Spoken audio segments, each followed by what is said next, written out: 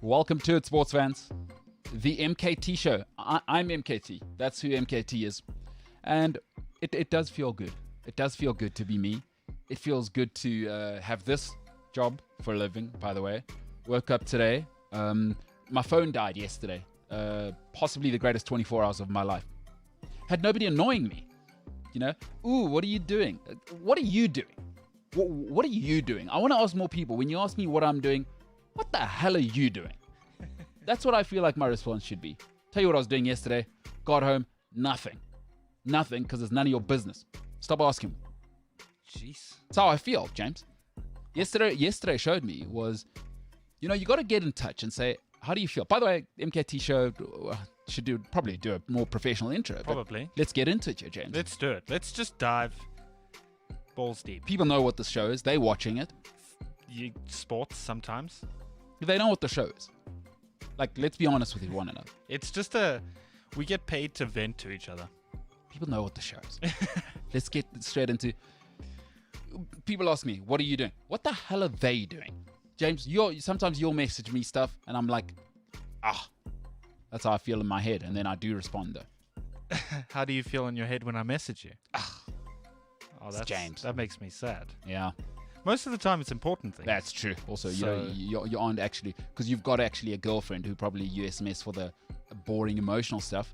You are very good with just messaging me about work stuff, and I like that. But, got to... Look, I've come to terms with the fact that me and you will never be friends, apparently. We're work colleagues, and don't you ever forget that. I've come to terms with it, so I won't. Good for you. James, what's happening? By the way, I got a phone again. I just felt all the anxiety coming back. Nothing much is happening. I told you before the show, I sent you a message and you disappeared off the face of the planet. Yeah, and you were mocking my choice of phone as well. I was not doing that. Yeah, you got into it a little bit. That was someone else. So just so people know, I had a really top end phone before, but I've had it for about 6 years. Like indestructible phone. So what do you mean when you say it's top end? It was top end 6 years ago. Yeah, it was top end 6 years ago. Middle end now. I think the way that phone looked, probably. James, my old phone has been on 6 solo trips across the Drakensberg and in countless rivers. So that thing should be framed, actually. What make was it? I had no idea. It was a Land Rover Explorer. What? A real thing. You're lying. I promise. Really? You. Oh yeah. I was I was the first face of Land Rover phones in South Africa. Wow. Yeah, I'm a pretty big deal, but you wouldn't know that if you weren't mocking me the whole time. You could have asked questions. I didn't mock you. Yeah, that's what happens. I got to work with James. You employ a guy, you give him a job. You think he's going to come in here, he's going to be supportive, he's going to want to know what you're doing. James just mocking my phone choice, right? Speaking of you give him a job, right? When I was cutting clips this morning for the highlights for YouTube and social media and stuff, I came across a section of yesterday's show. Mm-hmm. Where you said you were down talking after and people that come out of after, and yes, rightfully so to some degree. I don't think I was down talking after. I was being honest. No. I'm not defending after. I'm defending myself here because you said something along the lines of, I've hired James. He went to after. Mm-hmm. All of the after kids come out there, know-it-alls and arrogant and all of that stuff. Surely I'm different. I just wanted to know if I was different. I didn't come in here and tell you the time of day, did I? What? You got no clue what we're doing here. You know what I'm saying? Well, I mean, look, After kid. No, listen, James, there's an exception to every rule, but also TBD. Everybody on the first date is incredible. Now, let's be very clear. James, hardworking, never late, diligent, good attitude to work. All of those things, tick, tick, tick. But you could just be, the first 3 months of a relationship. And then, who knows, 3 months' time, you get a little comfortable. Eventually your character comes out and then you just turn full after. I think you're wrong. Listen, I'm not a romantic. I'm not like, this is how someone is in the beginning. This is how they'll be. My old lady has a great saying. People will eventually show you who they are. What you have to do is give them the chance. Give people the chance to show you who they are. So, in my old age, I've realized, hey, is James off to a good start? Absolutely. Again, brilliant, diligent, smart, willing to learn. Love that. There's after on the back end, though, and we will see that programming is deep, James. It is deep. Maybe when things change, behind the scenes things, maybe we'll see. Who know? Hey, listen, I am not against after kids being douchebags. Listen, I'm fortunate to have gone to a school, elitist, people around me, hardworking. So I'd be a little bit of a hypocrite if I said douchebaggery wasn't my thing. And it's also, listen, also as a person, I'm not for everyone. Some people do say I am, a little bit of I got douchebag tendencies, and I go, I'm okay with that. So hey, the after thing, cool, good for you guys. Just don't expect me to ever employ another after child after James. That is all I'm saying. James is an exception, not the rule. And I've employed a lot of after kids. So you're definitely double figures, because I've employed them in the movie industry and the documentary industry. I've done a lot of documentaries, and never again. Wow. And never again, not for a film. So what you're saying is you're that piece of pink pickled ginger when you eat sushi. I don't eat sushi. Well, so with sushi it comes with a little pickled ginger. I don't. pieces. I just told you I don't eat sushi. So it comes with little pickled ginger. Okay. I think that's like the 5th time I've said that. Sure. Anyway, it comes with that and the wasabi, and it's like a thing that you can eat with the sushi and whatever. Mm-hmm. It's very much an acquired taste. So that's why I'm saying you're like that ginger with sushi, because you're an acquired taste. You know what? I like to think myself as high quality coffee. All right? Oh, gosh. Is big energy early. And if you don't have a strong stomach, I'm going to make you sick. I'm going to make you sick. But if you are a refined human being and you know how to make me and you know how to deal with me, you know how to digest me, you're going to feel unbelievable throughout the day. That's how I like to. It's a good thing I've kind of figured out how to digest you. Well, like I said, still on honeymoon here. But James, good to have you here, Paul. Good to be here. Beard's looking fresh. Good result for Man City last night. I'm exhausted. I did watch the PSG Man City game. Very good game. Yeah, Oil Classico, they call it. Oil Classico, yeah. Very good game, actually. Is Neymar the softest human alive? Why did he get a bandage on his arm? Dude, I said this a couple of weeks ago on the show. Every time I watch Neymar play, it just puts me in a bad mood. When I see that it's a game that Neymar's involved in, Brazil, PSG, whatever it is, I'm already in a bad mood because I know there's going to be, you bumped my nose and now my leg's broken. And you know what the thing is? I love players. I always defend players. My only thing with guys like Pogba and Neymar, do you know what annoys me about those two? Tell me. Is if you're going to be that personality type. I like their razzle dazzle, young, moving, grooving. I love that. I like that. Instagram. Hey, make that money. 200 million with Puma, I think Neymar got. Yep. My problem with that personality type, and I think it's because I'm that personality type, and as I've grown up, is if you get pushback, please don't be surprised. I hate how Pogba and Neymar whinge about the pushback, Is if you're going to be that personality type, there are going to be people who don't like you. Sure. Deal with it. I don't like people when they're a certain way, and then people respond to it, and you're like, oh, people are so mean. No, if you're going to be that type... If that's the alter ego you want to embrace... Or even if it's you, like... I like the Pogba over the top thing, but if you're going to be over the top, understand 50% of people are going to hate that. I think players like that ruin football. Oh, I mean, that's a little bit... ruin the whole of football, huh? The entire... you got to have character, James. You can't... Yeah, but not everybody... Listen, not everybody can be Daniel Day-Lewis. You need your Robert Downey Jr., right? Is a little bit for the youth kids on Instagram. And then you've got like Fernandinho for the oldies like me, like hardcore. Like Fernandinho is a footballer, And then Neymar for the kids. Come on. You don't like him? Moving, grooving. So I get what they've done with the sort of Neymar brand, if I can say that. Mm-hmm. I get what they've done. The flashy player, the bright boots, the skills, all of that, the new hairstyles every week. I get it. But, bro, when we're stopping the game 6, 7, 8 times in a row just because you've been poked in the eye. So you thinking, hey, you old school, James. You want rough and tumble working class, huh? I miss Roy Keane. You miss that, dude, hey? I miss Steven Gerrard bodying players, or like, Vidic. Oh, you miss that, huh? Dude. Oh, James, That tough was a guy. vibe. That was a vibe. Hey, listen, James's indie soft guy look, maybe a ruse. Maybe you're a tough guy beneath that. You see, often people say, "Oh, don't let the tough exterior fool you. I'm soft inside." James, you look like a Teletubby. Actually, inside, no heart, just steel, metal heart, dark, coal-colored heart, huh? What can I say? Hey. I've been hurt in the past. Oh, before. my goodness gracious. This is the worst thing I've ever seen. Ladies and gentlemen, hey, there's people still listening to the show, by the way. That's unbelievable what I just had to go through. I've been hurt. James, give us a rest. We actually, no one cares about your heart problems. Let's get into the sports show. It is Spurs. We're going to talk Spurs today. Listen, I thought I'd save it for later in the week, hoping to get a former Spurs player on, and he couldn't make it today. I was hoping to have him. One of the best strikers that the Premier League's ever seen. He's in the top 15. Are you gonna disclose? I am not going to disclose his name because we will have him as a guest.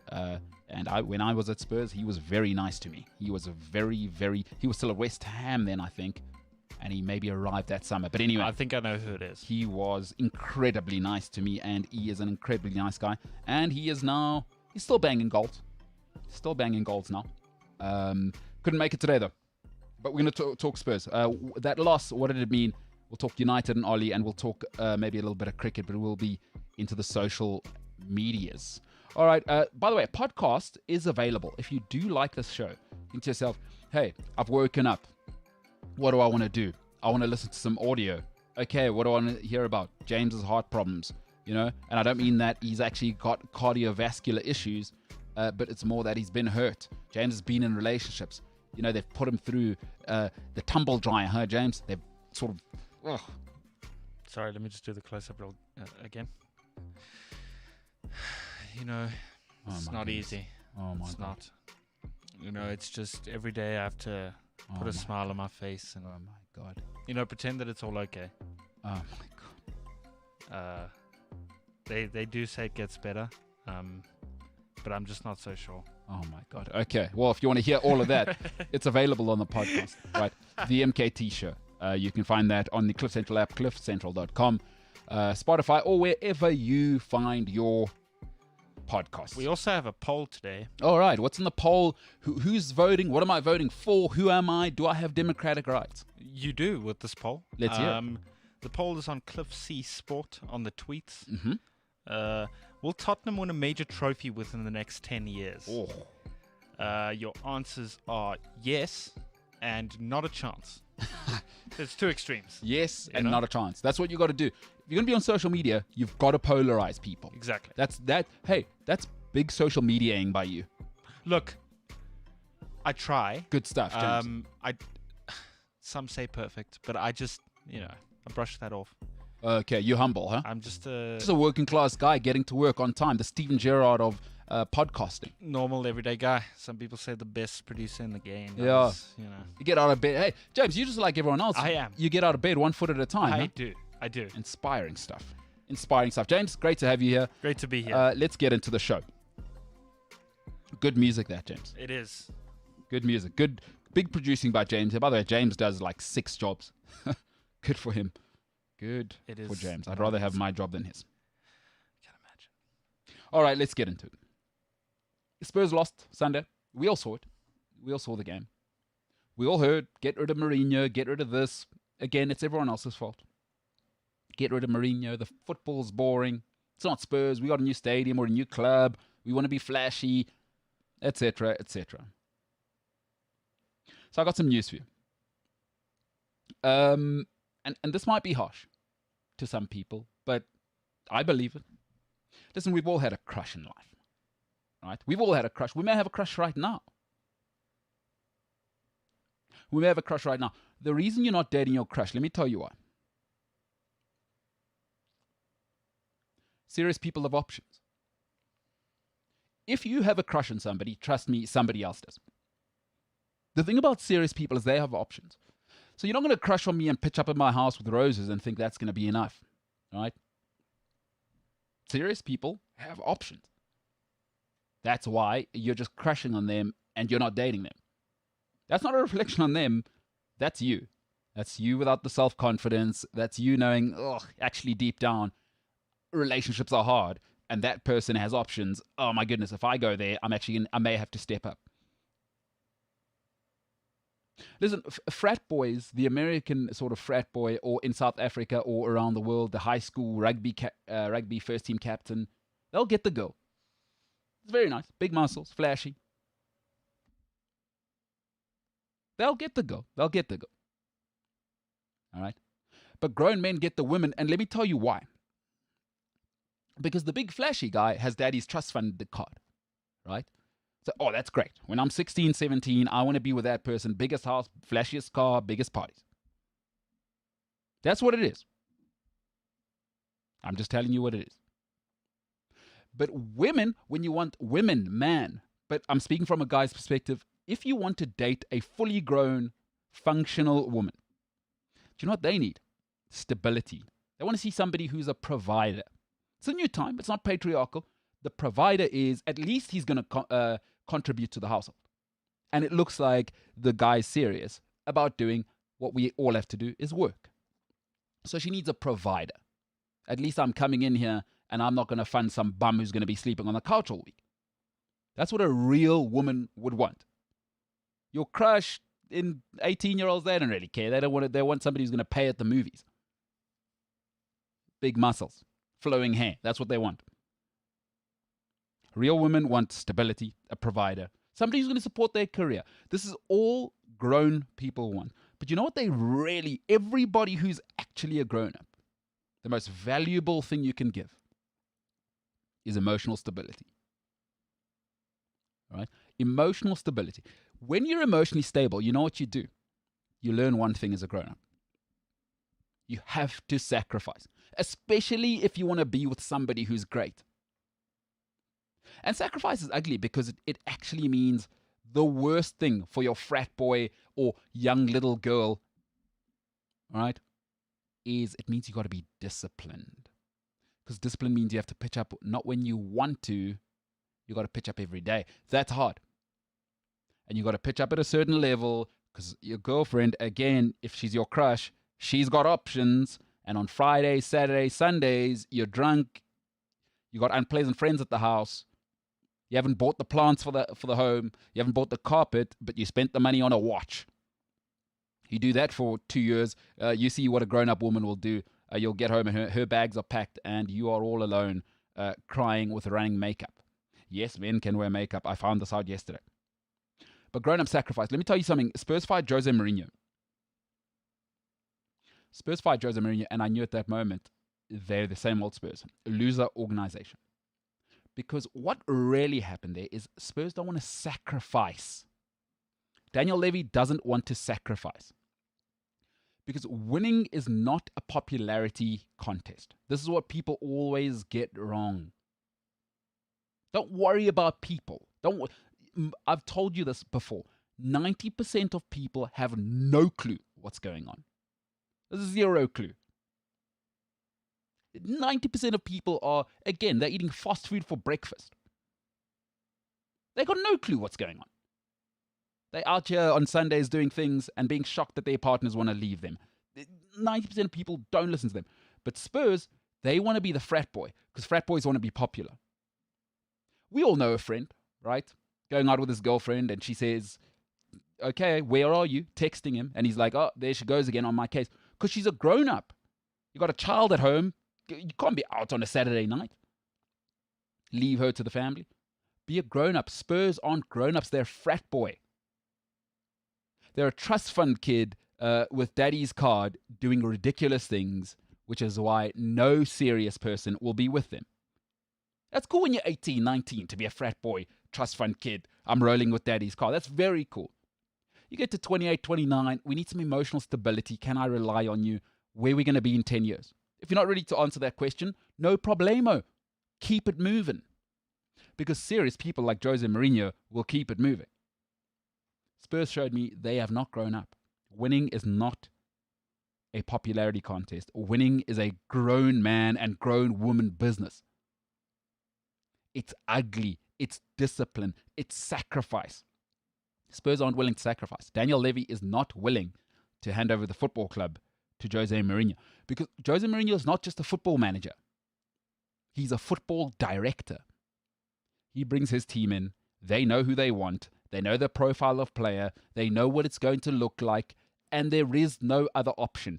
Jeff Bezos, I bet you right now, is very, very clear to everybody on the board at Amazon. Here's how it's going to go. And if you don't like that, there's the door. That's how it goes at Amazon. That's how it goes with Elon Musk. I'm pretty sure Berkshire Hathaway is exactly the same. We live in a time where everybody thinks soft, collaborate, take everyone's ideas. 90% of people have terrible ideas. Now, giving people that sort of feedback in 2021 is seen as mentally abusive or whatever it's called. It's emotional abuse. I can't tell you that your idea is rubbish. Jose Mourinho will tell you exactly that. Dele Alli, sit on the bench. In fact, get the hell out. Get the hell out of here. Spurs don't like that. They don't like a grown-up in the room. Because I tell you what it means is when the fans complain the football's not flashy enough. We just bought a new stadium. Look at our shiny toy. How come you don't love us? They expect Jose to change for them. This is what infants do. Infants are so selfish. And they think in the now. Spurs have no clue how to win, and they had their first chance, and they let it go. They remind me of some of the trust fund kids that I know that have not grown up, that are 32, 33, still on daddy's card, still living at home. Can't take feedback. Can't hold down a job. That's what they remind me of. A little bit of pushback, we're out. You know what trust fund kids can't do? They can't take pushback because mommy and daddy have told them they're special their whole lives. And as soon as you tell them, no, you have bad ideas, you're not as smart as you think you are, they run. Jose Mourinho got there and said, Daniel, I can't work with this. I'm going to need 4 or 5 windows. Now, the football's ugly, but there'll be outcomes. You just have to trust the process. Daniel doesn't like that because he wants to be popular. They want to play that football. He's got a new stadium. He wants his friends to like him. Spurs are exactly the trust fund kid that I know. All show, no substance. And that proved it to me. And I'll tell you what the problem is. I'm going to say some names and some jobs which I'd rather take than the Spurs job. Chelsea, City, Man United, Leicester, Liverpool, Everton. At best, Spurs is the 7th best job in England right now. That's at best. I mean, if you really whittle the other ones down. Arsenal fans will say, I'd rather have the Arsenal job, but I don't know. I'd rather have the Spurs job. I think they're on a better upward curve. It's the 7th best job, and they just let Jose Mourinho go before a cup final. Ugh. What does that tell you? To end off on this one. By the way, Spurs fans, you have the 7th best job in England. Chelsea, Man City, Man United, Leicester, Liverpool, Everton. There is no way Spurs is a better job than either of those. You know why those other places are better? Every single one of those places is stable. You go to Chelsea, you know very well what's going on there. It's win or bust. You'll get lots of money, but Roman Abramovich is king. You go to Man City, they will build the board for you. They did it for Pellegrini, they did it for Mancini, and now we see what they're doing. They did it for... Listen, City and this regime were patient with Mark Hughes. Before Mancini came in, they were really patient with Mark Hughes. They gave him Robinho. They went for Kaká. Remember that. So you know it's stable. They don't just get rid of managers. They're going to give you a full chance to play it out. Man United, listen, for all of the problems there, you're going to get the most money in the Premier League probably to spend. Because don't be stupid. Man United, in fact, they're the second highest spending team in the last decade. So you're going to get lots of money. The Glazers give great support. Don't listen to all these people. The Glazers give great financial support. And you know what's great about the Glazers? Is they actually stay out of the way. So that's a great job if you know what you're doing. The Glazers actually stay out of the way. Leicester's a great job. It's a great job. If you're young, ambitious, they'll fund you, and the scouting is sensational. Folks, I'm not interested in what people say. This is the difference between trust fund kids that are growing up and they can just say what they want and they get away with it, and grown-ups. Let me tell you what grown-ups do. You are what you do, not what you say. Is there a better club than Leicester in terms of recruiting in the last 10 years? They got rid of Maguire and they got Soyuncu. And they got rid of Chilwell. Castagna is just as good, if not better. Ricardo Pereira with that money as well. They got rid of Maguire. Replace him like that. Got rid of Conte and Didi. Just the recruitment has been phenomenal. Iheanacho came in. They've been brilliant. Madison came in. This is all with the Maguire money. They've been absolutely brilliant. So that's a great job. Liverpool are Liverpool. They're flying now. They got it right with Jurgen. And you know what? I think Liverpool now have the business model right. Forget about Jurgen. I think Jurgen's rotatable now. Because they've got the business model right. Now you know what the owners are. They're going to be tough. They're going to be shrewd. Remember the Coutinho deal? Coutinho is worth 80 million on his best day. Listen, they're a tenth of Barcelona's debt right now. 120 mil they got for Coutinho. So you know what they're going to be? They're going to be mean, they're going to be shrewd, and they're going to get a certain profile of player. It's a great job. And Everton, I think, expect them to be in the top 4 ASAP. It's solid. A great owner, stays out of the way, deep pockets, and now they've got an A-plus manager. Boy, oh boy. What are Spurs? I still don't know what Spurs are. Daniel Levy doesn't know how to sacrifice. It is the 7th best job at best. If you're an Arsenal fan, shout out to you. Maybe you think it's a better job, and then they're the 8th job. Folks, grown-ups know this. You have to in life. If you want to take the next step, number 1, what are you doing? Grown women don't care about what you say. I'm speaking from a man's perspective. I don't know how women think, right?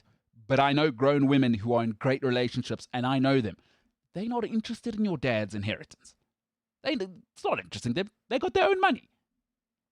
So grown women are into emotional stability. He's going to support my career. If we have kids, he's going to be there on a Saturday night and a Sunday morning. Spurs are the trust fund kid frat boy. What are they doing? Firing Jose Mourinho because they didn't like him. Mourinho is a stable, dependent, and he will win. I don't care what people say. Every club he's been at, he's won a trophy. In life, you are what you do, not what you say. Spurs have been set back for 10 years, folks. There is no serious manager in the next 5 years who will take the job. And we've seen, every Liverpool fan seems to think Jurgen Klopp arrived last season. Are you aware that this is his 6th season? It took him 5 years to get the business model right, the football model right. He only won in his 5th year at Liverpool. Let's be very clear about that. So if Spurs get going, they're going to get another 4 or 5 managers now in the next 5 years. We know that. We know where it's going now. They are what they are. Why they fire Pochettino? Makes no sense. On no budget, he was coming top 4. So it's a setback. The next 10 years, if you're a Spurs fan, this is what it's going to look like. You are what you do, not what you say. They say they want to be a big club. Everybody says they want to be in a relationship with a grown-up. And then you actually have to clean your house on Saturday mornings. You can't be hungover. Because grown-ups, they don't put up with that. Everybody says they want to be a grown-up. Everybody says they want to win. Do you know what? If you want to win and you want to work at HSBC, at Investec, do you know what it is? You got to be there at 6:30 in the morning and you can't clock watch and leave at 5. You want to work at Rothschilds at the big banks. I know people who work there. Everybody says they want that lifestyle. Until you've got to work 18 hours a day and not expect to be congratulated. That's what winning is. Winning is turning up, being exceptional, and not expecting somebody to pat you on the back for that.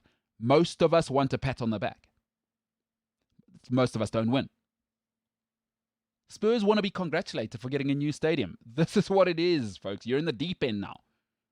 You want to be congratulated for putting up with Jose Mourinho. That's what it takes. You think Pep Guardiola is an easy day out, a walk in the park for Man City's board? He is so demanding.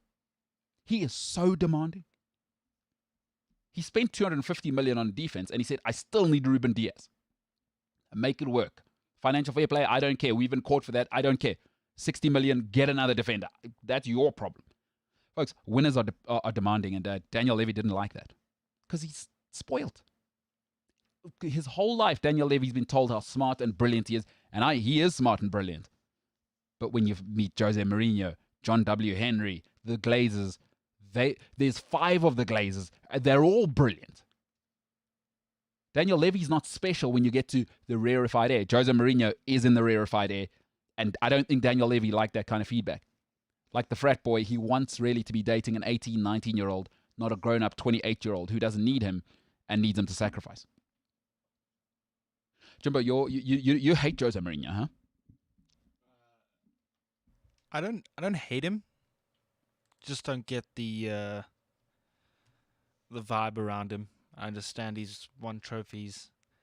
At every club he's been at, you must say that part. At every club he's been at. Mm. But if he's so great, then what's the deal with Tottenham? Also, I agree. what's the deal at Man United? Yeah, you won the Europa League, but I don't know. I think he has seen his best days. We put out a poll a couple of days or weeks ago with regards to Jose. It was that same week where the Super League was a thing, and it was just a week of football, you know. Yeah. And I think the majority of that poll ended up being that people want him to just kind of, like, that's your time, you're done now. Thanks for playing. I don't know. I don't hate him. I just don't see the vibe around him or the hype around him. What do you think of Jeff Bezos? One of the richest men in the world. The winner. Absolute billionaire. Yeah. You have to be a winner. Elon Musk. South African, also one of the richest men in the world and successful. And I don't know if you've read what it's like to work for those guys. That is brutal. I don't know what it's like. I've read what it's like to work for Elon Musk, not Jeff Bezos, though. Oh yeah, there was some stuff that he's demanding. Kind of Right. like a Steve Jobs vibe. Well, okay, good example. There's another guy. It's not a walk in the park. No. But you stay with him, you win. Guaranteed. Right? Apple is... It was the first $1 trillion company. There you have it. And because winning's ugly. You know, especially, I think... Maybe it started probably in the millennial, sort of my generation. I kind of felt it. You know, so my dad is very much of the old school. Like, one of his gospels around the house, everyone knows, is the world is a better place when people do what they must and they don't expect credit for it, right? But that's not for everybody. And in my generation, kind of, it started the work-life balance, and it may have started before me. So I'm a millennial. I'm 1986. So, and I felt it going that way more and more. But there's lots of retail stores. There's only one Amazon. There's a reason for that. You know, there's lots of retail stores. There's only one Target. There's only one Walmart. And I think this idea that you have to like successful people, it's a little bit confusing to me. Because I'm all data. You know, I'm all science, all data, which probably doesn't help with human beings. But if you want to win, get Jose Mourinho. Do you get Jose Mourinho, though? You do. I don't think you're guaranteed trophies. Where hasn't he won? Yeah. Tottenham. Or he was in the final. Give the guy a chance. But anyway, my point is, you know, with clubs like Spurs and Liverpool did it for a long time, is you've got to be willing to sacrifice. I'm sorry, if you want to win in life, and again, winning's different levels, right? For Spurs, maybe being top 4 is sacrificing. Like giving, so Daniel Levy gives half the football operations to Pochettino. For him, maybe that is sacrificing because we're winning, we're top 4. But if you want to start going Chelsea, Man City, you know what I mean? Man City set up the whole board for Pep Guardiola. Pellegrini's last season, everyone knew that Pep was coming next season. The board now looks like Barcelona in 2006, 2007. So that's sacrificing. That's like, okay, we are all in. Spurs weren't all in on Jose Mourinho. In fact, United weren't all in on Jose Mourinho. That was very clear because he was not signing Paul Pogba, believe you me. That is not a Mourinho signing. I can say 10 out of 10 times Jose Mourinho ain't signing Paul Pogba. He's anti-Jose Mourinho. Mourinho does not do that. I mean, he wanted to get rid of Joe Cole, by the way, who turned out to be one of the most sensational English talents of the noughties. Joe Cole, he kind of Ain't going to work. Flashy, gives the ball away. No thanks. Joe Cole turned around and is a Chelsea legend now. But Mourinho is demanding. And maybe some people might say, hey, you're out of touch, pal. Maybe the thing that's missing at Tottenham is they haven't had a... So you've seen with these clubs that have had the dip in form, Liverpool, United, Chelsea, kind of, Arsenal, very much so. Maybe Tottenham haven't actually had the full sort of overhaul that the clubs that have gone through dips in form have to get out of that dip of form. So Liverpool had almost like a whole sort of club transformation. Emre Can left. We brought in Virgil and sold Joe Allen.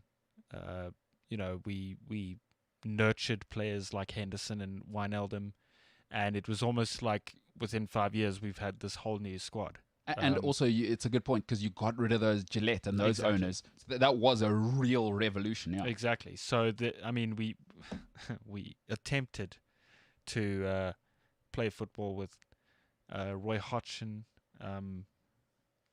but I think we had that overhaul of our club, and I think Arsenal and Tottenham haven't quite had that. Yeah, Arsenal have brought in new players, but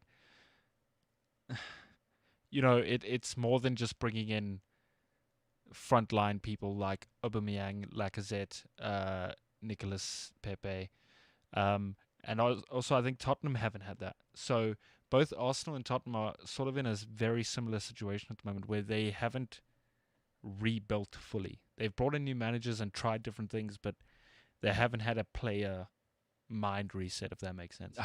And every time the managers tried, they've fired the manager. Emre tried to get rid of Ozil. Yeah. Emre, you're the hell out of here. Sorry, see you later. You know what I mean? And so that's already warning signs. Arteta tried. It was tetchy. Eventually, I don't know what's happened at Arsenal. Maybe it's a good sign, and I think you're making a great point. Pochettino tried to get rid of some of the players. Yes. Levy went the other way. Mourinho wants half of the squad gone, oh no, we're going to go the other way. Because like you're saying, is you have to go through pain if you want to grow. You have to. Chelsea, painful. Claudio Ranieri, one of the most loved people ever, came top 4 at Chelsea. See ya. Jose Mourinho, next season. Roman, like ruthless, right? Like you say. And clear out of the millennium. Yeah. You have to... It's like Liverpool at a point was fielding players like Joe Allen. The Welsh Messi. Oh, no, the Welsh Iniesta or Welsh Xavi, they called him. Xavi, yes. Yeah, Welsh. Andy Carroll, honestly. 35 mil. I mean... Shout out to Andy Carroll's agent. Oh, payday of his life, huh? 35 mil, dude. But I mean, like, how do you... You had Fabio Aurelio at a stage. Man, that was awesome. And Liverpool are fielding this as their star. We had Glenn Johnson.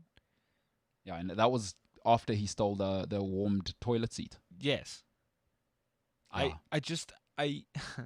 It boggles my mind that a club like Liverpool Football Club fielded a team like that. Neil Warnock. That was a real thing, huh?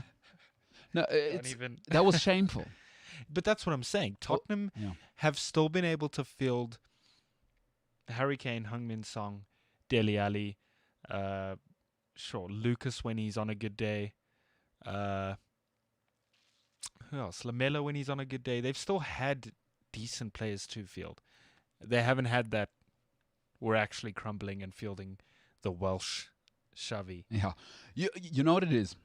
It's so typical of today's mindset, what's happening at Tottenham. Because Levy's really young by ownership and business standards. Is everybody thinks if you get the flashy stuff, you'll win. You look at Spotify, Amazon, all these big companies, is they're actually built on grit. Yeah. They're not built on flashy stuff. Like Spotify, there's some, if the artists, we know what they think of Spotify. They are a ruthless business machine that's been perfected over about 15 years now, right? They will not pay you if the song's not on there. They're not here to negotiate, right? Think what you will of Spotify. They're a ruthless business. They are not built on flashy and Joe Rogan. Yeah. This is the icing now. What they built on is music, dominate, get everyone, it's like a cold-hearted business. Amazon isn't built on sending you stuff. It's built on dominating the way people get anything. He dominates. He's not there going, oh, what's everyone else doing? Let's find a way to make it work. It is an oligopoly, and it's ugly to be there. Because we know most people probably hate Bezos. Well, I mean, he's a billionaire for a reason. Yeah. I think, what it took for Liverpool, what it's busy taking for United, what it took for Chelsea. I think, it was that whole thing of, okay, let's sort of start again. Let's relearn what the fundamentals of playing a 4-4-3 is, or playing a whatever Chelsea's formation was or is. I think that's what it took, and I think that's what helped companies like Amazon or even Takealot have this monopoly over their sort of industries. Is if you get the basics right, you kind of 100%. You're off and away. Exactly. Spurs don't have the basics right. They got no clue how to win. No clue. Week in, week out, they're relying on Son and Kane to score goals or find each other and score goals, and the Premier League's becoming super competitive. It's not going to work for a long time, guys. Listen, you saw last night, PSG have Mbappe and Neymar. Yeah. Now, I don't rate either the way other people do, but you'd say top 10 players, both of them. Nothing. You know why? Because City's built from the back, and they got a bunch of nasty bastards in that midfield. Kyle Walker is a nasty footballer. Ruben Diaz, John Stones, we saw the red card on the weekend. He will kick you. Right? Cancelo's a bloody brilliant footballer, but he's got that Iberian sort of steel. You saw it last night. Sure. So City actually isn't built on. It's not built on Foden. It's not built on De Bruyne. That's icing. As with any company, the icing's great. What's the company built on? HSBC isn't built on the awesome silver card, black card you get. It's built on hundreds of years of figuring out the banking system, of building a network with the wealthiest people in the world and giving you those options. And boy, oh boy, is that boring. Because you got to pitch up every single day and do great work, and nobody cares. That's what Spurs don't understand. That is exactly... And honestly, if you're a manager for the next 10 years, do not take the Spurs job. It's like the setup at Barca at the moment. There's a reason why they are kind of also... Yeah, I mean, even though they're in the title race currently, but everyone knows for the last 2 or 3 seasons, Barca have been not, 2006 Barcelona. And I think it's because they've built their system around Messi, and that's becoming tired. Teams are picking up on that. So Barca also need to go through that whole, okay, let's break it all down and relearn the Barca way. Because Barca's huge on that. You can only be a Barca player if you know the Barca way. Sure, more than a football club. Exactly. Yeah. And Barca is very, very big on that. You have to be a specific type of person to play for Barcelona. Listen, Zlatan Ibrahimovic at his peak drove his red Ferrari. Real story. It's in Zlatan's book. Drove his red Ferrari to practice. Pep Guardiola said, "We have the Audi as our sponsor. You don't drive that car here. Everybody else is driving the Audis." Did it again. He was gone. Literally, that's the story. Pep never spoke to him after that. Good Lord. And that was early in the season, by the way, from all accounts. But that's what I'm saying. That's when Barca were still in touch with the Barca way. They need to rebuild as well as Arsenal and Tottenham. Listen, you build it on... Listen, no surprise. Puyol, Piqué, Dani Alves, Jordi Alba, Danny, who was the keeper who came to United? I forget. Vitor Valdez. Yes. Those are not flashy players. No. Dani Alves, for everything, he will kick you right in the face, and he will not think twice about it. I miss watching El Clasicos with him getting heated. That's what it's built on. And then Messi's the icing. You see, yes. Anybody who thinks... Finesse is not a way to win in life. Finesse is awesome, but finesse comes when you've got the steel built in. And Spurs, hey, but that's what's going to happen, baby. You think you're better than Jose Mourinho? That's what's going to happen. And Spurs for the next decade, forget it.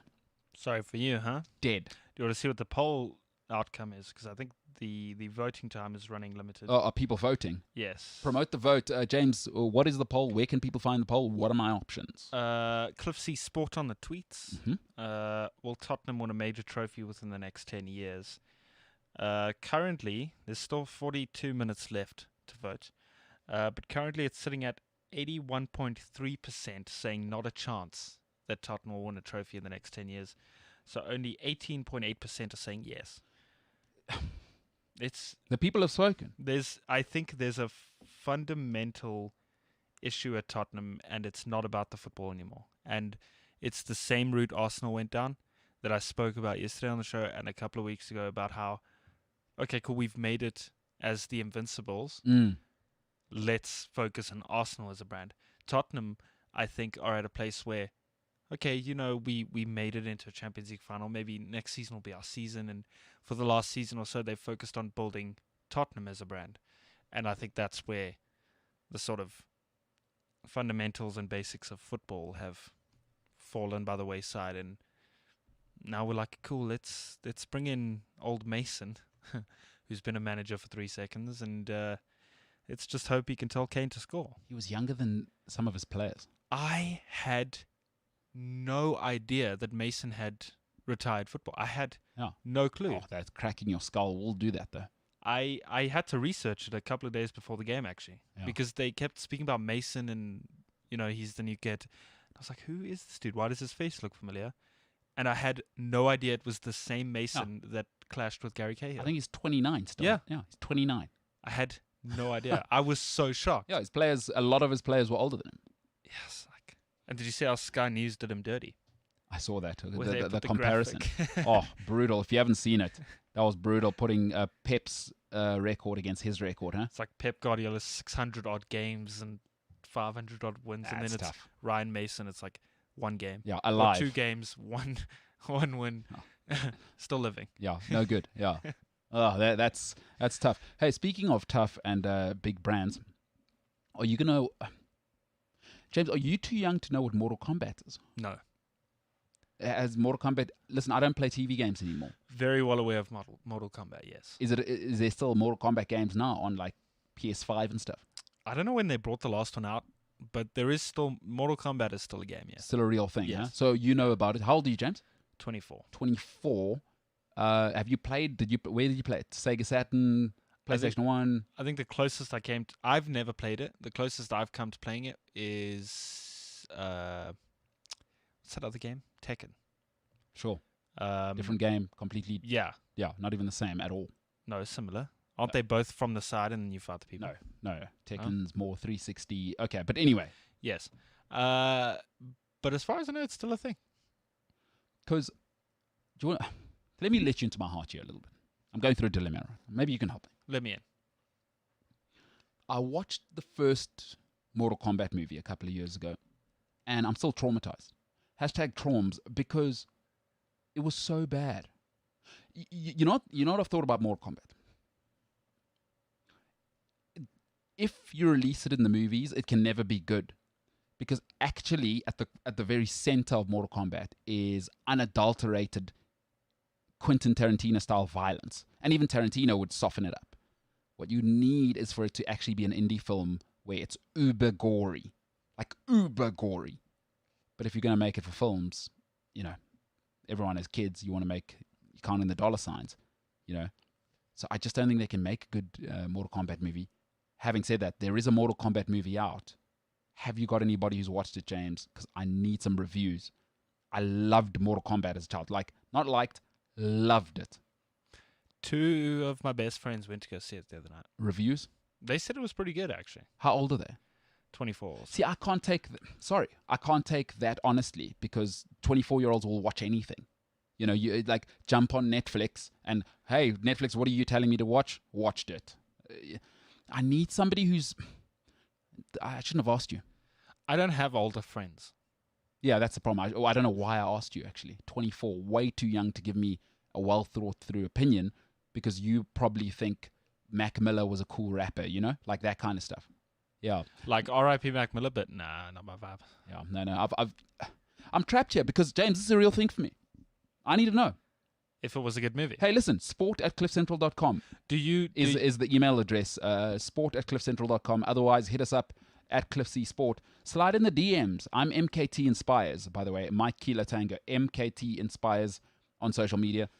Was Mortal Kombat good? Have you seen it? Are you above the age of 30? Because that matters. Please put your age when you give your review. Otherwise, hit us up on the socials at CliffC Sport. Tweet us, hashtag the MKT Show Live. Mortal Kombat, good movie, bad movie. What was good about it? I also don't want people just saying, yes, it was a good movie. That's not a movie review. I grew up with Barry Wronger, baby. Barry would tell you it got a scintillating 6. I need to know. I need to know why. Barry would take me into it with his oversized suit, never wore a tie. Great stuff. I don't know where Barry Wronger is right now, but James, you're probably too young to know who that is. Barry Wronger. Remember him, movie reviews. Untouchable. Well, Mortal Kombat got a 6.3 out of 10 on IMDb. That's not... IMDb is credible. It's a bunch of douchebags like you, James, with Jurgen Klopp classes who think they know films. I need people who know Mortal Kombat, James. Don't give me 6 out of 10. 6.3 out of 10. 63%. That's not cum laude. Ugh. That's touchy. Because it's a bunch of 24-year-olds, probably. Huh? Think about it this way, okay? Did you ever watch the Baywatch movie that came out? No, Zac Efron. No. Nice guy, though. Horrendous movie. Mm-hmm. Horrible. Everything about it. Mm-hmm. Okay. But, that being said, yeah, it only got a 5.3 out of 10 on IMDb, which means a lot of people thought it was terrible. All right, let's get into it. What did There Will Be Blood get on IMDb? Because I think that's the best movie ever made. So Daniel Day-Lewis classic. Well, if it's Daniel Day-Lewis, probably a fair amount. Well, let's see what it got. Not gonna lie to you. He has 1 or 2 Oscars. He's got the most Oscars, 3. Correct. My Left Foot. Get out of here. I was being sarcastic. Not sarcastic. What's the word? No. What was I being? Facetious. No, sarcastic's right. Yeah. 8.2 on IMDb. See, that doesn't make sense. That makes no sense. Let me know what got 9.5. I bet you it's going to be some Sandra Bullock movie. Like, can you look up ratings? I'm going to search the highest rated movies on IMDb. Cool, let's... top 250 rated movies. Not going to go through this entire list. No, sure. Just give me the top 5. Shawshank Redemption. See, that's ridiculous. One. Okay, that's stop. A great movie. So it's a good movie. That's not better than... What are you talking about? Are you telling me that's better than There Will Be Blood? You've got to be joking. You've got to be kidding. You're going to have to give me another reference. I've never watched There Will Be Blood. So, yeah. This is why I can't take the Mortal Kombat thing seriously. Let's move on. The Dark Knight is 4th. That's dumb. What? That is Are you so dumb. Insane. That is okay, but again, 24. You think Christian Bale is in the same echelon as Daniel Day-Lewis? Dude, The Dark Knight, from a movie making standpoint, is one of the most incredible movies I've ever watched. Everything was shot in like for IMAX. So all of the shots are like huge, right? And the metaphors and underlying meanings in that movie are insane. Listen, and I love Christopher Nolan. Like, I love his films. It always goes dark, and I thought it was brilliant. I thought Bale was perfect. Stop it. What's third? Second and third is the Godfather 1 and 2, respectively. Okay. Listen, we're talking now. Listen, second and third. So second is The Godfather. Yeah. Okay, we're talking. So maybe a bit of credibility, but then Batman, you see, number 2 and 3. Hey, have you seen The Godfather? No. James, okay, let's move on. This is why I can't actually talk movies with you, James. So again, I've seen Pulp Fiction. Get out of here. Stop it. Maybe the most overrated film of all time. Is that in the top 10? Yes. You see, okay, scrap that list. Delete that on the internet. Stop it. There Will Be Blood is below Pulp Fiction. Fight Club's 11. Oh my God. Okay, let's move on. All right, never mind. Star Wars. Okay, if you're above that, 15th. okay, that's stupid. Star Wars is stupid. It is so stupid. I hate that list. What is it? IMDb. I'm actually. But IMDb is credible. It's not like that. It's not credible. Dude, it's not like that other website. Rotten Tomatoes. Yeah, not credible. No, but it's all nonsense. All right, listen, sport@cliffcentral.com. If you've seen the new Mortal Kombat, I'm in a life dilemma right now. Honestly, I can't sleep at night. Sweat. Going, do I go to... I haven't been to the movie since 2005. No, well, that's a lie. I went for Joe Rabbit Run or whatever because that was a work thing. Jojo Rabbit. Yeah, whatever. I would never have gone and watched it. I don't go to big screen. I've listened... Joe Rabbit. Whatever. Me and Hollywood. I don't know what it's called. Joe Rabbit Run. Whatever. It's all mainstream. The movie that was nominated for an Oscar, you just called it Joe Rabbit Yeah, Run. but the Oscars are about as credible as IMDb, to be honest. That is... We'll leave that there. Yeah. All right, let's move on. What's next? Okay, if you're above the age of 35, please let me know what you thought of the Mortal Kombat movie. If you don't like Mortal Kombat, I don't need to hear it. So this isn't a everyone let me know shout. If you're above the age of 35 and you like Mortal Kombat, let me know. I don't need to know that it's too violent or whatever soft ass suburban thing you're going to tell me. I don't want to hear that. I don't care what suburban kids think. James, like you. And if you're below the age of 35, quite frankly, I don't want your review. Okay. All right. Well. Hey, I'm going to say what I'm going to say. You better believe that. Well, look, I'm just here. I'm just here. All right, James. Listen, my anger towards the first Mortal Kombat movie maybe shouldn't be projected to you, but, I wear my heart on my sleeve. You are very, very bad at projecting. I wear my heart on my sleeve. I'm emotionally open. I'm not like you trying to act tough in public. Me acting tough. You're the one that called me a Teletubby just now. Yeah, you're a little bit of a softie, though. What? A little bit. How do you... Okay, let's move on. All right. I just don't understand how you validate calling me a Teletubby, right? Yeah. But then you say I'm like trying to be Mr. Tough Man. I'm confused. I said I'm an open book. You obviously aren't wearing your feelings on your sleeve. It's because I'm wearing Western Union on my sleeve. Okay. All right, listen. Let's move on to Man United. Oh, what a time. So they've had a good season, huh? Tonight they could go to the final. If they win 3-4-0. Good old Ollie. Who they playing? Roma, hey? The Catholic Church. Yes, sir. Ollie maybe disrespected him a bit there. Oof, I heard about that. Yeah. He said, he hasn't really watched their games.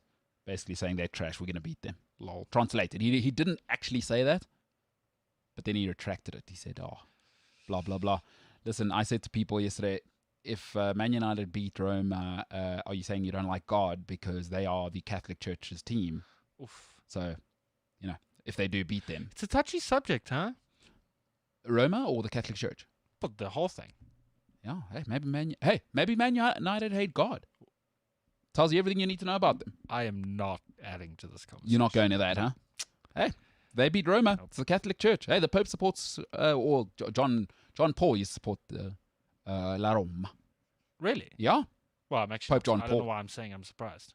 Pope John Paul was a little different though. He was moving and grooving. Yeah, he was a vibe. I'm not religious, but he was moving and grooving. He was doing it. He was vibing, huh? Yeah, he was moving and grooving.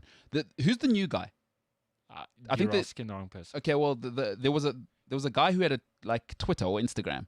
I don't know if it's the current dude or the one before. He was also moving and grooving. He changed the homosexuality stuff. Yeah. Yeah, that guy. He was also moving and grooving. I don't know what his name was, but Pope John Paul II was a legend because he was a Roma fan. He used to wear a Totti shirt. Are you talking about Pope Francis? Francis. Is he now? He's on the tweet monster. Yeah. He was the guy moving and grooving, shaking. He was also pretty cool. Wow. Considering what he went through. But I think he passed, didn't he? I don't think he's in anymore. Or is he still rocking the Catholic Church now? I think he is rocking the Catholic Church. Okay, well, we got to watch the chimney there because you know how they do it, hey? Yeah, if there's a fire, then the new one has been picked is when they let the smoke out. Oh, I thought it was when No, that they just announced. I thought it was like black smoke was death and then white smoke. Oh, is that what it is? I thought. I could be wrong. I could be wrong as well. I'm not big into it. All I'm saying is Man United hate God if they beat Roma tonight. That's all I know. Well, let's not jump to conclusions. My voice was high there because you don't want to jump to conclusions. All right, exactly. Man United, Ollie. So I've kind of got a rule that's been ingrained into me, right? And it's not my rule. It's an elder of mine. She always says to me, in whatever I'm doing, it can be over a year, it can be over a month, whatever my goals are. In whatever you're trying to do, once you analyze it, is take out your worst day, take out your worst month, Take out your best day, take out your best month, take out your best year. So in life, you are not your worst year and you are not your best year. Those must go. Whatever's left, the body of work that's left, that's what you are. All right? You're not your best year, you're not your worst year in life. You're what's left in between. And here's something I know for sure, is everybody responds to hardship the same. Everybody responds to hardship the same. If you get knocked down, you want to get up, you want to fight, you want to punch people in the face, and you want to prove them wrong. The thing about success is not everybody responds the same to success. And we've seen this, and it really plays out well in sport. Liverpool won one league title, and they thought themselves Real Madrid of the Premier League. Look where they are now. They didn't reinvest. They didn't get new players. They didn't back the manager. Everybody responds the same when things aren't going well. When you win, however, not everybody's the same. Success is hard, people. Success is so hard. Not everybody responds the same. Because you know what happens when you're successful, especially in team environment? Everyone gets paid a little bit more. Everybody's on front covers, the newspaper, and young people, alpha males, they start to feel themselves. Success is hard. It's much harder to be successful again. It's what made Fergie great, Roy Keane great, Peter Schmeichel great. It's what made all of these people great. They'd recycle it. Cristiano Ronaldo great, Leo Messi great, Lothar Matthäus great. Over and over and over again. And when they lose, Richie McCaw, when he loses, he responds the same as winning. It's the same. Greatness does this. Every time we win, we start at zero. If you haven't seen the Richie McCaw documentary, do yourself a favor. He'd write it down in his notebook. After they won a tournament with the Crusaders, after they won the first World Cup, we start at zero. Success is hard. More fame, more love, and hey, young men, people are sliding in your DMs. People love you more. People love a winner. Success is tough. Listen, Man United are onto a good thing. But the mistake they're making is that they need more talent. Talent doesn't win you things. It can take you over the top. It is necessary to win, but it's not fundamental. You've got Pogba, you've got Bruno, you've got Greenwood, you've got Shaw, you've got Rashford. You don't need more talent. You don't need more football playing talent.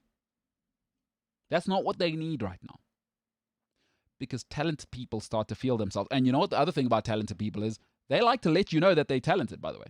Neymar likes to let you know. Pogba likes to let you know. Bruno Fernandes, it'll come out.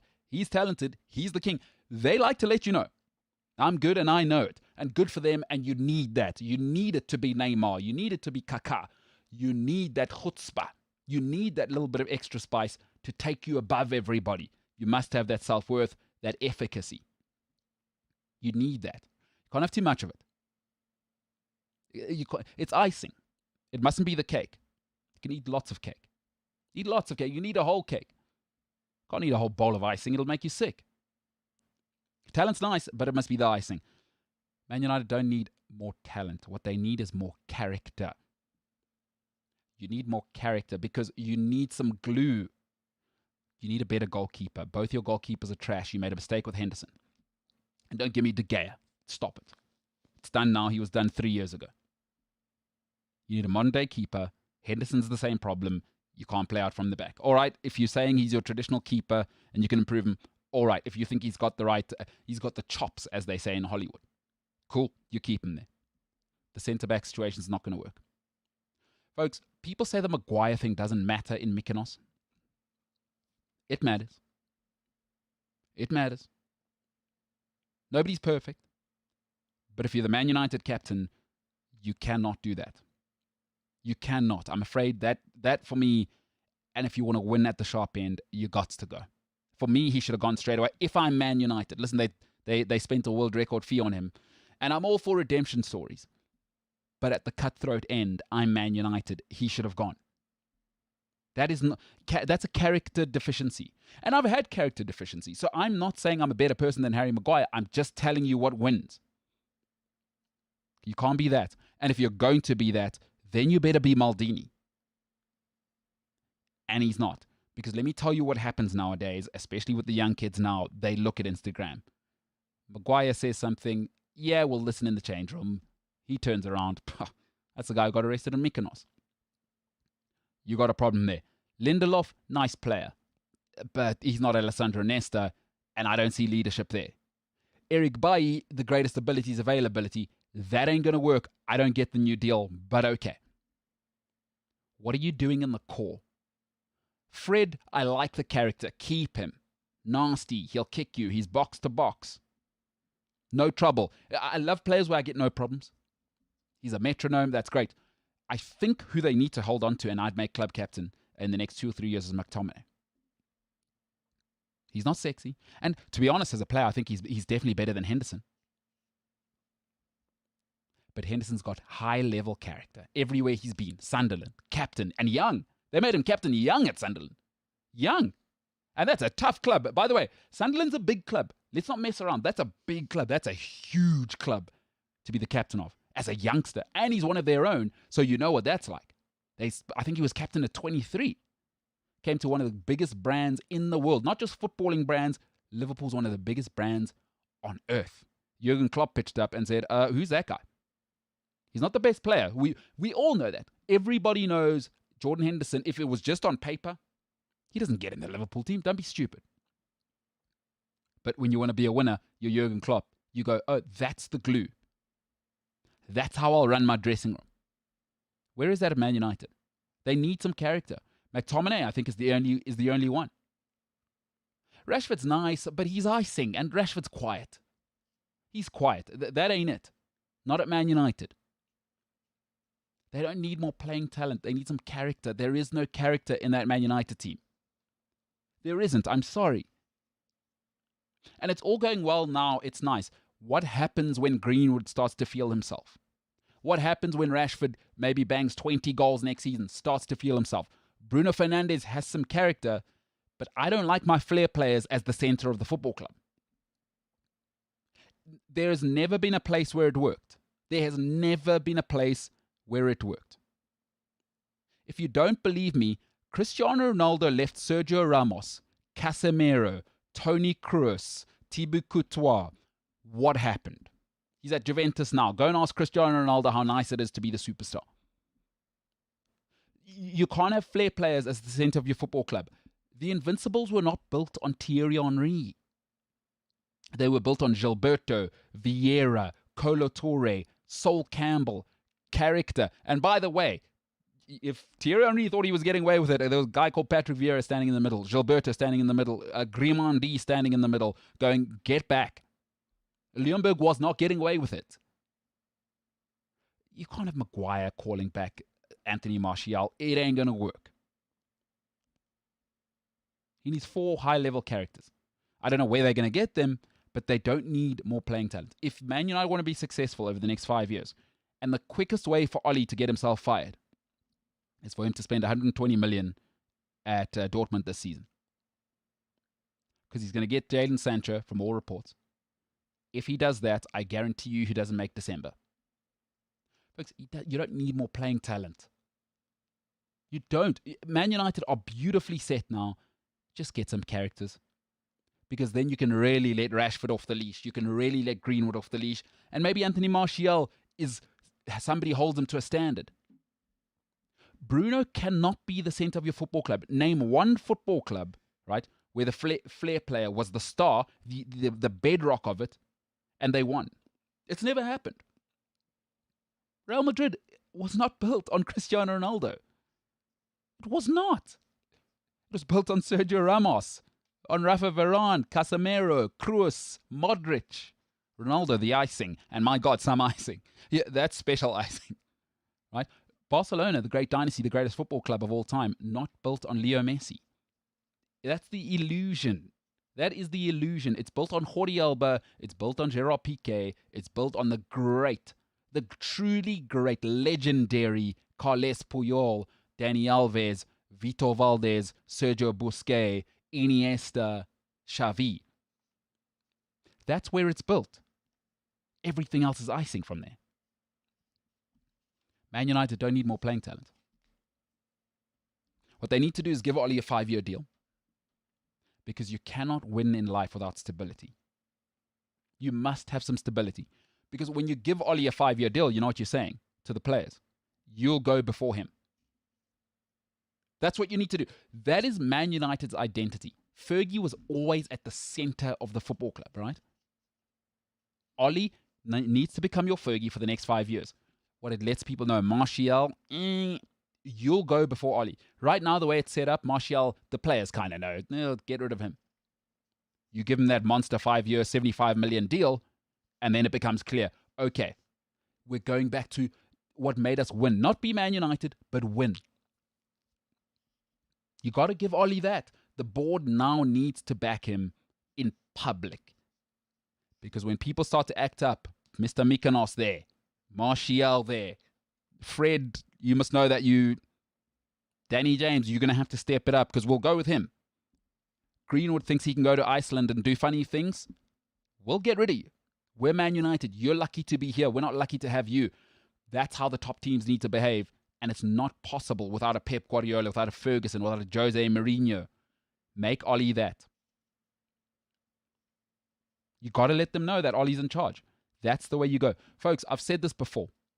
Talent is useless without stability. You could be the nicest person. If you're dating a drug addict, I'm sorry. I'm sorry. It ain't going to work. Mother Teresa couldn't save some people. You can be the nicest person. If you don't have stability at home, if you don't have stability at work, you're doomed. Man United don't have stability right now. Paul Pogba is a bigger part of Man United than Ole Gunnar Solskjaer. That's not a business model. The most important person at Manchester United used to be Sir Alex Ferguson. The most important person at Chelsea was Roman Abramovich. The most important person at Manchester City is Pep Guardiola. Read Alex Ferguson's book. That's why he fought to be the highest paid person at Man United. He said, everybody needs to know that the buck stops with me. That's how you win, baby.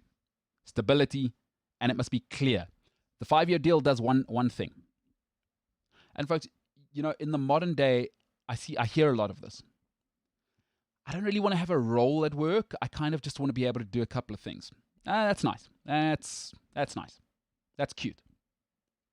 But everybody needs to be controlled. You need rules. You can't let people do what they want. And you need the most beautiful thing in the world. And you all know this. When you have this in your relationships, business and private, clarity. When you give Ollie the deal, it becomes clear what we're doing as a football club. And that's how you win. It is very clear, right? It is very clear at Tesla where the buck stops. And when he speaks, you listen or you're gone. For 27 years, it was very, very clear where the buck stopped. And if you didn't listen, Ruud van Nistelrooy, if you didn't listen, Jaap Stam, and if you didn't listen, Golden Balls, David Beckham, you were gone. Paul Pogba can do his own thing now. Right? It tells you something that as the captain of Manchester United, and people think, people think it doesn't matter. It matters. You can't go to Mykonos and do that. It tells me something that he thought, just the mere fact that Maguire thought it was okay to do that, just to put yourself in that position, lets me know that he has no fear of the repercussions. And what happened? They enabled him. Folks, when you allow people to get away with things like that, you're enabling them. He should have been gone. Because when Mason Greenwood goes and does what he did in Iceland, how do you hold him accountable? There's no clarity at Man United.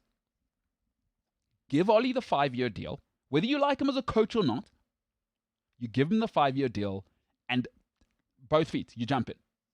It's the only way to win. You got to give him that, because what that sets you up for is 10 years of success, right? At the very worst, you're going to come out with a culture, you're going to come out with a style, you're going to come out with a foundation. That's what you lost over the last 8 years. Moyes, LVG, Mourinho, all three very different types of players, very different philosophies, all three of them, completely different philosophies. One, gritty, Glaswegian, hoping Fergie 2.0. Two, a guy who likes the flashy Dutch style. One of the inventors of the Cruyff way, the Ajax way. Mourinho is Mourinho. All three very, very different. And now you got Ollie. Feels the club. And you can hand it to him, by the way. You now have a choice to say, hey, we want the next 5 years to look like this because we want the next 10 years to look like that. Be grown-ups. That's what I do. But don't buy more talent. Jadon Sancho is a mistake. It's a huge mistake. You've already got Greenwood. You've got the talent at United. Stop it. Get some character. Look at all the teams that have won. Just like people get so obsessed with the stars. But look at the teams that have won. If you're a Man United fan, you know what the team looked like in the core. Right? Go back to it. Edwin van der Sar, Vidic, Ferdinand, Neville, Evra, Carrick. You know what that looks like. You know what that gives you? 3 titles in a row. Before that, you knew what it looked like.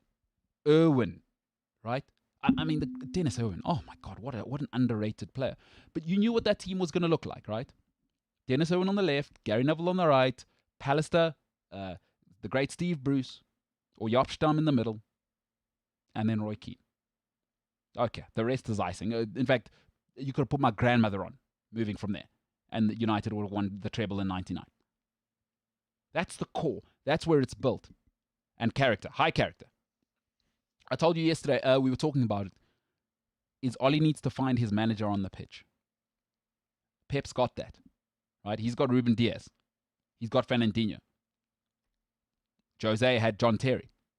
That was like another manager on the pitch, right? Mancini and the era before had Vincent Kompany. Fergie had Roy Keane. I don't think you'll ever find another Roy Keane. And, at Arsenal, you had Patrick Vieira. That's another manager on the field. There isn't one for Man United now. Football's going well. The talent's great. Is it consistent? Folks, character will carry anywhere. You can travel with character.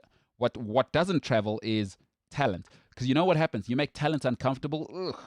I work in the showbiz business. You make talent uncomfortable, they go the other way like that. You kick Man United a little bit. Listen, you saw it last night. You saw PSG last night. Second half, City came out. Cancelo started kicking Neymar. He wanted no part of the game. No part. You saw the second half.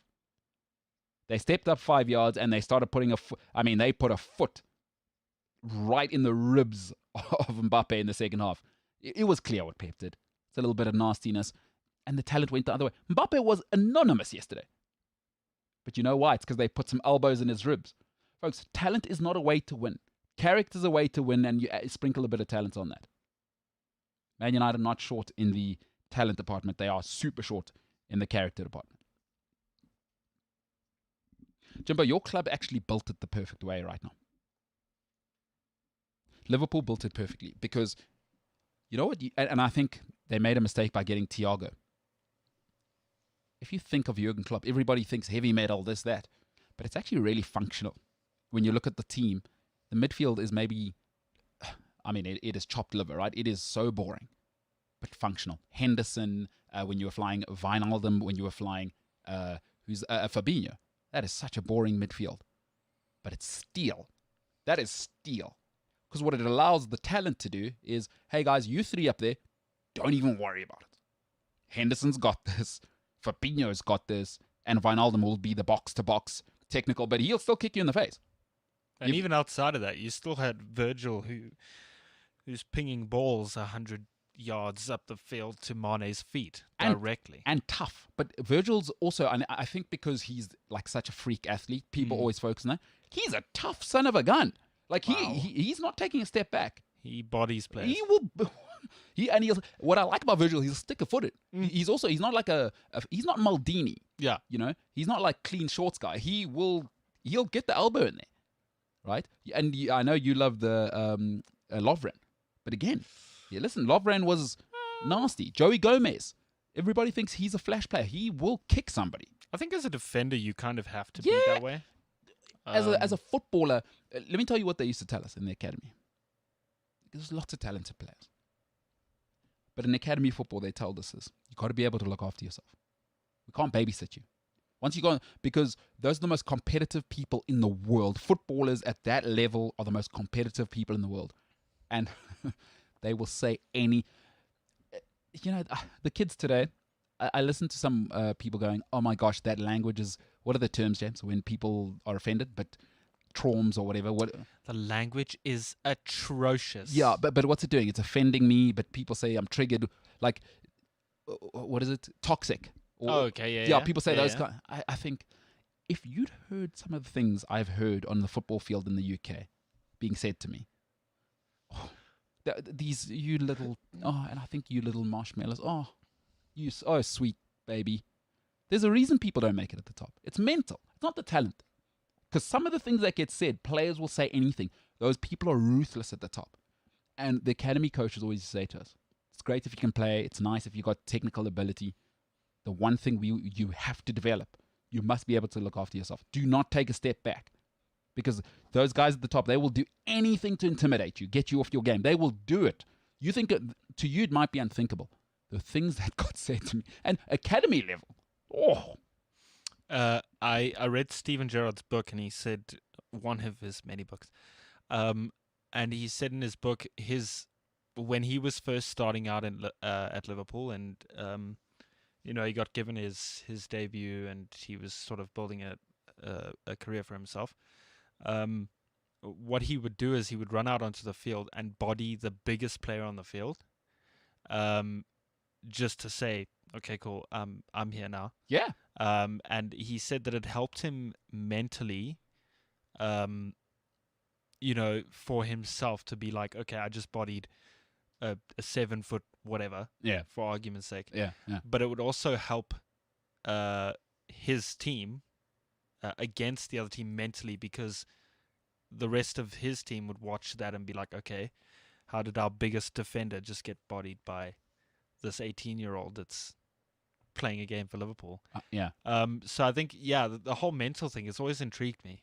I mean, you watch it when there were fans in the stadium and players would score, and you'd see the supporters in the stands throwing fingers, and Love it. you'd obviously be able to read their lips and know what they're saying. And Yeah. I just think sometimes I'm like, it's absolutely brutal. You're trying to take a throw in, and some dude behind you is telling you how he wants to shag your mom or something, and you're like, whoa, guys. It's all Yeah. just... And that's soft, by the way. Yeah. Some of the things we'd hear about. No, I was just keeping it family friendly. No, but listen, that's the thing. You got to be able to look after yourself. That's a character thing. When you get to the Premier League, and those top guys are no more talented than Championship guys, but they're able to bring it more consistently, 8 out of 10 times. That's what it is. And you listen. You have to be able to mentally look after yourself at that level. You have to be. You cannot take a step back. And I think United have one too many nice guys. Because Martial, it's not the talent that's the problem. It's getting to him being at United, right? That's what makes Ronaldo, Messi, is they're unbreakable. Because hey, listen, when you're at Man United, everybody wants to. You're everyone's Super Bowl, and that's not for everybody, right? Listen, Ben Foster famously said it. They asked him why he left Man United. He said he wants to enjoy his football. And now he's on TikTok as the He's very funny. cycling goalkeeper. Yeah, no, he's very funny as well. He's got a good, but he wanted to enjoy his football, right? Man United's not an enjoyable place to play football. It is not, which is why the Pogba thing made no sense to me. That's not a place to go and have fun. We're here to win. Winning's not fun. Winning is not fun. Listen, it's fun afterwards. It is the process of winning. If you haven't seen the Man City documentary on Amazon, go and watch it. Winning's not fun. Man United's not the place to go and be a TikTok guy. It's why the Lingard thing didn't work. It's why the Pogba thing ultimately I think is not going to work. Is at some stage the club's philosophy is going to win, and I think if they want to do that, winning's a character thing. And that's why I think City do so well with Pep. They get constant pep talks Unbelievable. that help their character. Pep talks. James, on that note, we're going to have to go to an intermission after that. Pep talks. Come on. That was funny. Pep talks, huh? Yeah, I read it this morning on Facebook because someone put on Facebook, I guess you could say City got a pep talk at halftime to get there. Okay, well, on that note, Sorry for wasting your time. you know what? My name is MKT. This is the MKT Show, and this guy, James Ilsley, huh? That is my name. James Illingsley. James, what does the poll say before we go and hug it out? The poll says... Read the poll. Where can people vote? Cliff C Sport on the tweet. There's only 2 minutes left, so you got to rush to fill out that poll. Cliff C Sport on Twitter. Will Tottenham win a major trophy within the next 10 years? We are currently at 81.3%, not a chance. Ugh. Tottenham in the dustbin, huh? Sorry, boys. 2 minutes left. You can still vote. We'll read the final results after the intermission, 81.3, huh? Yeah. So Tottenham dead. Dead in the water, huh? Dead in the water. Just like listen, as dead as if you're below the age of 35 and your review on Mortal Kombat. That's how seriously I'll take it. About as seriously as I take Tottenham's chances of winning a title in the next 10 years. All right. We're going to go and hug it out. Intermission time. Ladies and gentlemen, I am MKT. See you in a bit. By 30, you got to know who do I need to stay away from? Who plays into my ego? Who serves me best? Both people, situations, and you got to put yourself in situations to not lose. It's tough to put yourself in situations to win all the time, but by 30, you figured out, hey, I lose in these situations. If I'm around these people, they appeal to my ego and I act a certain way. We've all had a girlfriend going, I don't like it when you hang around with so-and-so. What she's saying is you become a certain type of person. When the boys are around, she doesn't like to be around you. That's a real thing. You need to know that certain people trigger certain things in you. Folks, Eden Hazard is a generational talent. He is a generational talent. You don't have to like what I'm saying. It's true. The things he did at Chelsea, at Lille, generational. Insane. But this is what we do in life. And Chelsea, I do blame my beloved Chelsea for this. They let him get away with it for too long. Because we do this thing called production tolerance. Right? If you're producing, we'll let you get away with anything. Eden Hazard would be pitching up overweight for many seasons at Chelsea. At the beginning of the season, everywhere he's been, for the last 4 or 5 seasons, I'd look at Hazard and I'd go, is that guy powerful or is that Christmas pudding? He was always overweight at the beginning of the season. And he got away with it. And again, it's this new mindset of if I'm talented, they'll let me get away with it. It's the new mindset. The young kids, I work with young kids now, this is just what they think. They think they'll earn the respect just by pitching up.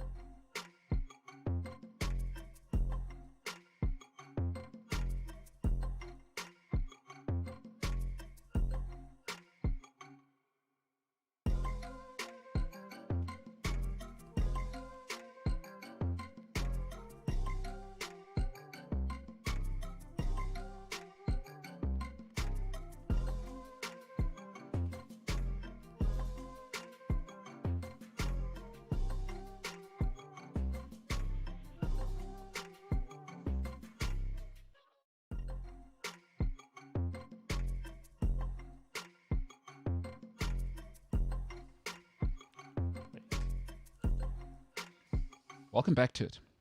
It is the MKT Show. I am that very person. MKT.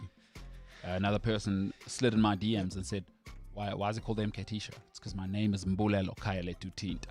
Nice. Yeah, very close up, very rural, by the way. You'd probably never have met a Mbulelo in your life. I don't think I have. No, it's a very old, I'm named after my dad, and it's a very old, super rural name. Like my dad's from the sticks. Right. As they say, you know. So it's not like it's kind of like if a white person was called Gwendolyn. You know? Gwendolyn. Do you know Gwendolyn? I don't know. No, because it's not 1837. There's no Gwendolyn, you know, like Petunia. Gertrude. Yeah. Do you think people with the name Gertrude are... Like, do you think people change their names when they get to a certain age? When have you ever met an 18-year-old Gertrude? I haven't. But that's my point. It's making my point. My name is like that. It's Are like, they born at 100? So were you born at 34? There's a good chance that I was born at 35, 34. You know what I mean? Yeah. Yeah, I see what you're saying. Yeah. Your name... You're just old. It ages you. Yeah. Already. You're out of the womb into 35. So if you're like a Gertrude, you were born at 65. You're old. That's you're it. old. No one's going to marry you. You're a wench. You got that Benjamin Button. All right. Okay. Where did we go there? Yeah. Hey, this is what's going to happen. Should we get into social media with James? Let's do it. James. All right. We should get we should be a show. We should look into that. For now, I'm doing hand claps. Social media with James. Until we've developed a jingle. Probably never going to get a jingle. All Probably right. never, ever. I mean, we should do it. We do have people who actually do this for us. I could very easily just put something together. But anyway, we'll keep it going. We should get AKA to rap on it. Social media AKA. with Now, James. we got a better rapper. You've seen... anyway, let me not say too much. Yeah, Let me I not know say what you were too going to much. say. Let's do social media with James, huh? James. I'm sure everyone was devastated. We missed social media with James yesterday. Everyone must have been Beside themselves. absolutely beside themselves. Just I can't even right now. There's some people at home are probably... I just... Needed an extra shot in my caramel latte. Guys, my socials without James. Are you joking? Hashtag ruined. This life's not even worth living anymore. All right, let's get into it. Let's jump in, huh? Final result of that poll that was on Cliff C Sport. Will Tottenham win a trophy in the next 10 years? 81.3% not a chance. 18.8% yes. So listen, I want to say this. Nobody's perfect, but if you want to win in life, and winning isn't about getting $1 billion, right? It's about completing your goals in life. Sure. Be a grown up. And for young people, I was 23, 24 as well. I'm not saying be perfect, but let me tell you something that I reward in people. And it's actually why I'm, you know, James has been working here a short time. I'm pleasantly surprised. Is there's one thing that I will always reward. Be uniquely mature. If you want to be successful in anything, it's not about money now. Let's go real life. Where the rewards lie is when you're mature, right? When your mother, if you're young, if your mom asks you to clean the dishes, doesn't your life go easier when you do it? I don't know what this is going to sound like, but out of my three brothers, I'm the one that complains the least when it comes to, James, please unpack the dishwasher. It's like, okay, Yeah. I'll do it. So in that sense, I am the better Eilsley. You might say different. Well, but it's that's just my speculation take. at the moment. Yeah. Yeah. But I do get what you're saying. English. Yeah, it's tough. Listen, It escaped me This for is a why you sec. had to go to after. Listen, if you want to winning is about getting to the goal. And to get to the goal in life is you got to eat the elephant with a teaspoon. What that means is you got to be process orientated. You can't win without that consistently. Grow up. Tottenham need to grow up and realize that winning is not about Daniel Levy. It's not about the stadium. It's about the football club and the football players. And if you don't sacrifice, you don't win, I'm afraid, in life. Sorry, listen, winning at work, if you're a 21-year-old, 35-year-old, it's about the same thing. Be at work on time and appease your bosses. That is your job. The rest, it's icing. So like James. You are uniquely mature, James. Yes. Yeah, Thank you. I got to say. Considering your age, you are very mature. I try. Rugby news. Oh, yes, I have let's some hear it. The rugby oval ball. news. Okay. I don't know if you've heard, but there has been a... so the All Blacks is the... You're having a tough day today, James. Sure. What happened, dude? I don't know. What happened? I don't... I'm going to start this again. James went to one of the most prestigious schools in the world, by the way, high schools. It's really... It is not a good advert for them. I've said their name before, Sure. but... Jeez. Let's try this one more time. Okay? You are a liar. James says he nearly got a distinction for English. Today is not a good day for that. I did nearly get a distinction for English. Clearly not for the orals, huh? Not for the speeches, no, not for that stuff. All right, James, what you got? New Zealand rugby. Okay. What I'm going to do is I'm about to just dive in. Get in Not there. stop talking so that the English doesn't break halfway Yes, through. Right? because you ran out of English airtime there. Exactly. Yeah. So everyone be prepared. Okay.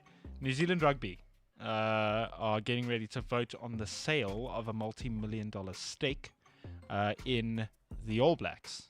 Yes. That sale is expected to cost upwards of $280 million, and it is it's coming from a company in the US. Yes. So big money coming into New Zealand rugby from the US. Listen, this should have happened. If you've been listening to the show, I've been on for a year. This should have happened 10 years ago. One thing the Americans are brilliant at is make it big. Yes. Because when you do this, what you do as the All Blacks is you allow yourself to really get to focus on what's important. You know what's important to the All Blacks? Rugby. Oh. No, or rugby. The winning, of course. When rugby is the main focus, you'll win. Like I was saying earlier. Now, you never need to worry about Ma'anonu going up north. You're not going to lose Surveyor to up north. You got the money now. So now you can focus on rugby. Just focus on running rugby. Don't worry about raising funds and blah, blah, blah. Do your diligence on the American partners. I have read this. And you know what? I've said this before. Sometimes people need to come from afar to come and civilize you. No matter where you are in the world. The British needed Rupert Murdoch's Australian money to civilize the Premier League and stop beating each other up. Sometimes people need to come from afar and go, wake up. Let's show you a different way. New Zealand, South Africa, Australia, we've clearly failed at professionalizing rugby. I think that's very clear. Whoa. Jeez, getting passionate here. Sure. But it's clear, we have failed to professionalize rugby in those three countries. And those are the staples of world rugby. Let us be very clear. The Northern Hemisphere, they can have our B and C players. There's only been one Northern Hemisphere team that's ever won a World Cup. So don't come and tell me England's the best place to play rugby. Shut the hell up. Because Grey Blum's first team is beating every single Six Nations team from this year. That was a joke. It was a shambles. The Springboks could actually wake up. They shouldn't let us practice until the British Lions tour. And we're gonna win 3-0. Our players should not be allowed to play any games. And we still win 3-0. So we failed to professionalize rugby. You know why it hurts me? Because you know who loses there? The players. It's a brutal sport. Awesome. Now you're going to pay the players properly. People in America, China, Indonesia are going to see rugby now. UFC, are you kidding me? People, there's something innate in us. Do you want to learn a word, James? Because I do think I'm better than people. I like to teach people. Teach me a word. The very nature of the human spirit is bellicose. Bellicose. I'll be shocked if you know that one, James. Am I supposed to spell it like a spelling bee? No, but bellicose. What it means is there's a combative nature. To be bellicose is combative, right? You want to go against it. Our nature is bellicose. There's something in all of us that likes war. We like fight. We like to see it. Even if we don't like it ourselves, we like to see it. Violence, it's like you hate watch things. We like that. Violence. Bellicose. Are you kidding me? UFC, of course it's going to grow. It's violence with rules. Rugby, are you joking? Once the Americans really get a hold of that, what, no pads? Get out of here. Look at that guy's face. He just got a stud to the face. Put that on TV, on ESPN. The Americans will make it huge. Could you imagine if Jerry Jones got a hold of rugby? He turned the Dallas Cowboys into the biggest brand on earth. Nobody in the world even knows what a third down is. Third and long. If I say that to you, James, most people have no idea what third and long means. Sounds like a cocktail. It is not. It is a third down and more than 7 yards. So, nobody knows what that means. Jerry Jones has turned that sport and his brand into the biggest in the world. Americans are brilliant at this. Excellent for the players. Because now, you know what? I don't care about rugby administrators anymore. I don't care about them anymore because they don't care about players. Now the players are going to get paid. Let's go, America. Love that. You say, let's go, America. Let's go, America. Bring all of the monies. All of the monies. I'm going to save that one for last. Mm-hmm. Not sure what this means, but you just told me to try and include more sort of unseen sports in the South African eye. Yeah, not so Commonwealth. Yeah, we're an international show. So for whatever this means, well done to them, I guess. The Phoenix Suns have clinched a spot in the playoffs for the first time in 11 years after beating the LA Clippers. Great. Yeah, awesome stuff. Well, you should learn this. Woo! I mean, it is your job to know sports. Listen, Chris Paul's gone across there. He's a great player. Players don't like Chris Paul, really, because he's a bit buddy with... So he's the head of the Players Association. He's a bit buddy with the corporates, Nobody likes that. But I've said on this show before, it is the job of the league to like the teacher's pet. And if you're the teacher's pet, be the teacher's pet. You want that. Authority likes people that does the things they want. Chris Paul is all that. Some of the players don't like it. They say he doesn't keep it real. Chris Paul, again, he's moved the Phoenix Suns. They were awful for 11 years, I've just heard. They just made the playoffs. And again, this guy, he's 6 feet, which in the NBA is short. And it's tough to impact the game unless you're Steph Curry. But he goes there. He's a leader. He's an organizer. Wherever he goes, the win totals go up. Russell Westbrook couldn't get along with him because he's a grown-up. Russell Westbrook's not a grown-up. He's a glory boy. Shout out to him. Shout out to Chris Paul. Shout out Phoenix Suns. We will see them in the playoffs. The Western... Listen, they're in the West. West is best, right? The West is best. I mean, LeBron's going to come back and shut that whole thing down. But still, this is phenomenal for the Phoenix Suns. Go Phoenix Suns. Yay. And Chris Paul. I imagine they have like a war cry that goes like, Phoenix Rising. Yeah. No? Let's move on. You already had one shocker. I just need a good pep talk every now and then. Worst day of my life. St. Stithians College. Oh, okay. Oh, here we go. I don't know if this is live. I've been trying to find out throughout the whole show. St. Stithians College. Some second-rate school in Johannesburg. Some kind of okay school. They are playing Grey High at 4 o'clock this afternoon. Rugby? Yes.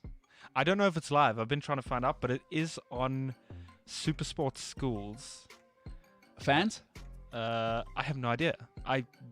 There's literally no information about this. The only reason I know is because I follow the OSA on Facebook. Oh my goodness, here we go. James, are you the worst Saints kid of all time? You should know this. They're playing College or Bloom? Grey High. So it's Grey High School. Well, that's that's tough. They need to do better. Can Saints people do they not know grammar? I can show you the badge. It's like a blue one with orange circle. No, well, I think Grey High is PE. That's Grey High PE because Grey College would be the one everybody actually knows, which is the sporting foundation of the world. Correct. Yeah. So 4 o'clock, huh? Yeah, 4 o'clock. Supersport Schools. Grey High. Listen, they've been terrible for a while. Listen, I love schoolboy rugby. James, we need to get on that because we'd like to be there. Maybe use some of your Saints connections. Maybe the Cliff Central Sport gets to interview some of the guys, huh? That's actually not a Hey, job do idea, some booking. Huh? That's why I have my own show, James. Great idea. Do some booking. Do some producing. Yeah, you're not being a good producer, right? I'm on a show. What do you want from me? Do your job. I'm juggling 83 things. I only went to bed really early this morning. No one cares. Listen, never show the viewers what's behind the scenes, James. That's the magic. No one cares. You must do your job. You know what I'm saying? They see it in front of their eyes and they're like, "Oh, that's dope." Yeah, that's all they care about. People just want to listen and go home. They don't care. They don't care about your personal problems, James. Come here, deliver the magic. Saints playing Grey High, huh? Saints Grey High. How was Saints' team last year? I think Saints are in like a rebuild. Hey? Did they, We've that's a been good in way a of saying. rebuild for a while. That's a good way of saying you are terrible, huh? We haven't been good since probably maybe 08 or 09 was the last time we were kind of getting better towards my matric year. We were kind of okay. And who was the beast you had in your year again? John Harros. Let's go. No, he was in my year. He was 08 matric. What year were you? I was in matric in 2015. Oh, so he was your senior, huh? No, he was my brother's senior. Well, you would have been, what, Form 1 when he was matric? I would have been, what's Form 1? The Standard 6, sorry, I'm really old. Yes, correct. Yeah, so he was, okay. Yeah, he was, okay. So, Saints, terrible. Grey, never actually terrible. Oh, Eastern Cape is the bedrock of South African rugby. That could get ugly. Expect maybe a 40-10 loss there. We'll have a look on Super Sports Schools. And let's hope James can actually do some booking so we can talk to the Saints first team coach. Who's the coach? Yes. Oh, my goodness. Yes, that's... All right, James was a drama kid, folks. Sorry, I don't know why I employed him. All right, let's move on, James. Because I love sport. Move on, James. Okay. Drama kids. I need a pep talk. Next article is... last one before the YouTube comments. Swedish billionaire Dele Alli is expected to submit a £1.8 billion offer to buy Arsenal in the next few days. Go to hell. I'm Kroenke. I don't even. You know what? I don't even phone with 1.8 billion. Don't even pick up the phone. I don't pick up the phone. I'm not getting out of bed for the meeting for that number. Do I hear an Arsenal podcast coming up? Yeah, just turn the whole club into a podcast. The whole stadium, just turn it into a sound booth. It's a library, actually. So what you do is shut the whole thing down, print CDs of every musician who's signed with you, and just use it as a library for all your CDs. That's what I do. Shut Arsenal down. Stop it. What, 1.8? 1.8 billion. Yeah, no. Kroenke is not interested in that. Sorry, guys. Thank you. I'm not even getting out of bed for that. Get serious. I'll get out of bed for 3 billion. We can start talking at 3 billion. Hey. There's no chance. Listen, the problem for Dele Alli is that the Premier League's revenues are just getting started. If JP Morgan was willing to back $3.5 billion, it means Arsenal know they're worth that. Because JP Morgan would have done projections. They've got the very best actuarial scientists who would have done projections from here to Jupiter and back to say, here's where this football thing's going. Because you must remember, South America is still not formalized as a market. Africa is still not formalized as a market. China is still not a formal, real market for the Premier League. It's only really Europe and the organized world. Australia, big market for them. America hasn't got started with the Premier League. They know where this monster is going. 3 billion to get me out of bed. Take your podcast company home. Forget it. Your small podcast company. Take it home. Honestly, Spotify. Hey, listen, I love Dele Alli. I love Spotify and what they're doing, but this is a different league, my friend. Do you know what I said? What's the name? Kroenke. Yes. Do you know what he should do? What should he do? Sell Arsenal to his wife and just troll everyone that way. How hardcore would that be? Yes. Yeah. Yes, I've accepted a bid for Arsenal. My wife is buying it. And that's like her pocket change. She's worth like 25 billion. Yeah, isn't she like Mrs. Walmart or something? She's one of the Walmart kids, got 25 billion in the settlement when her old man passed. Oh, that sounds hard. Her slice of the cake was the tiny... She's rumored to be worth 8 billion, which is more than Kroenke, but she got 25 billion in that slice. So if you include her Walmart stock, she's 25 billion. That's her worth. I'd sell it to my wife, troll everyone. Oh, imagine. I'd sell it to my wife for $500. That's what I do. If I'm Kroenke, just middle finger to the world. In order to please the Arsenal fans, I have decided to part ways with the club. Yes. I will be selling it. I've accepted an offer for £1 million to my wife. Yeah. Lol, you guys suck. Yeah. Or just hashtag drop the mic, and anybody who hates it, he goes, sorry, are you sexist? Yeah. What are you saying? A woman can't own Arsenal? You start a whole new debate. No, just it's all about sleight of hand. Like if you start that, imagine that you set that on fire.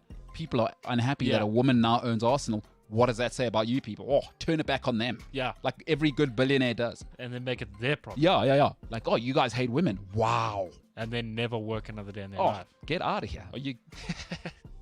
Get out of here. Drop the mic and never come back to England again. Last thing, actually, before I get to YouTube. All right. I know we're running short on time. Quick thing. 2 things. Jake Paul, last night. Jake Paul. He has a death wish. He called out Kamaru Usman. The same Kamaru Usman who is a world champion in the UFC. The same Kamaru Usman who right hooked Masvidal to the chin. That very one called him out. Good luck. Says it will be the biggest payday of his life. Over $10 million. That's true. And then Usman came out on Twitter last night and said something along the lines of, I'm not playing into your blogger bullshit stuff. Smart. Because, but if I'm a fighter, I like what Jake Paul's doing. Smart. Because what he's doing is he's putting pressure on Dana. Pay your fighters properly. It makes no sense that guys aren't earning 4 or 5 million. Dana, come on. You got 4 billion for the thing, which means Fox are paying lots. Big money. Pay the guys properly. And I know, listen, Dana, I love Dana, but hey, if I'm a fighter, I like what Usman did by getting back to him. I think the fighters are smart.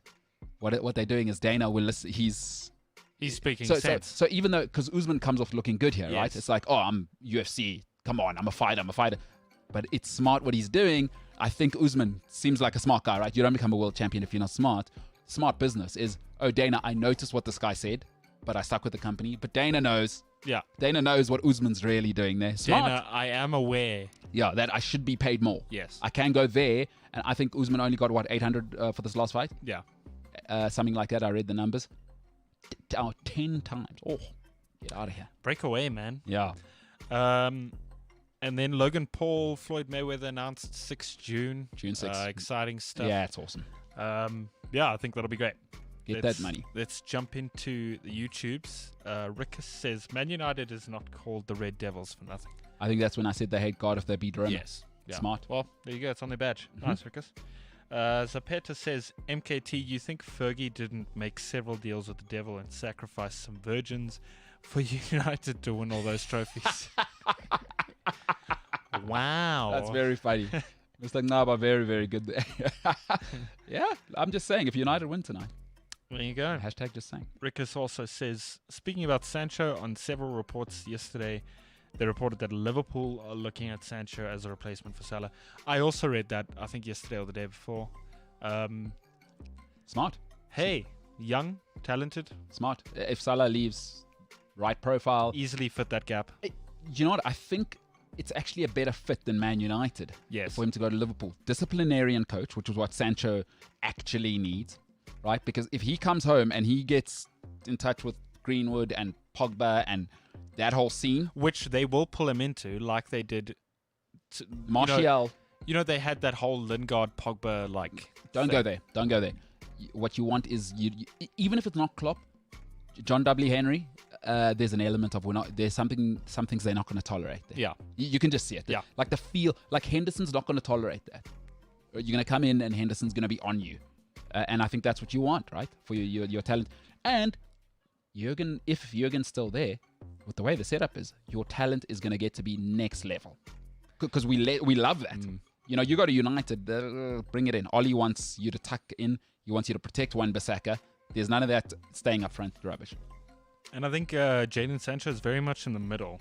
You know, being thrust into the limelight of being one of England's rising stars, or, you know, one of England's new rising stars of the new generation and all of that stuff.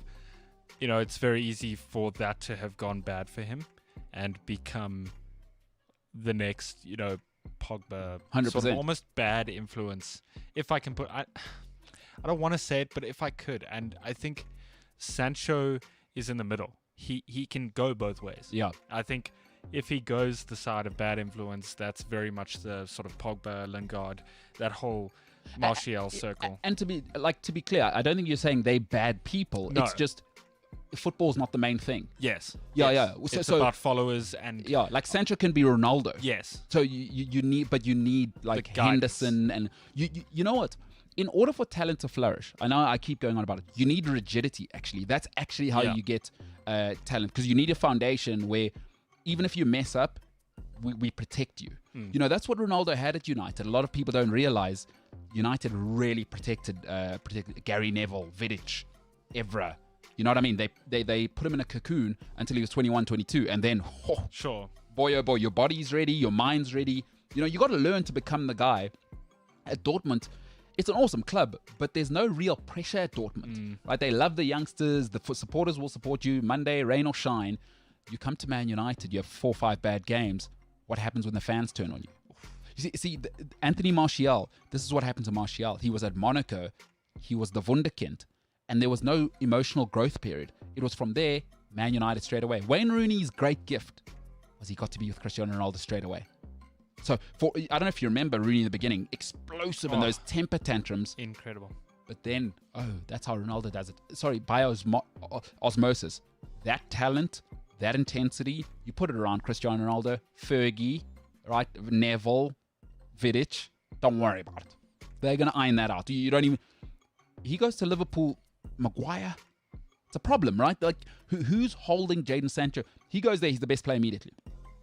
Like, Bruno's great, but Sancho, he's the guy. And he's young, so influential. And who pulls him in? Who pulls him in? You need somebody. So, hey, that'd be a great... Imagine a front three. Like Mane, that, huh? Bobby, and him. Imagine that, how you... 120 goals next season. The amount of pace 120 goals in the league next season. 120 goals. I guarantee it.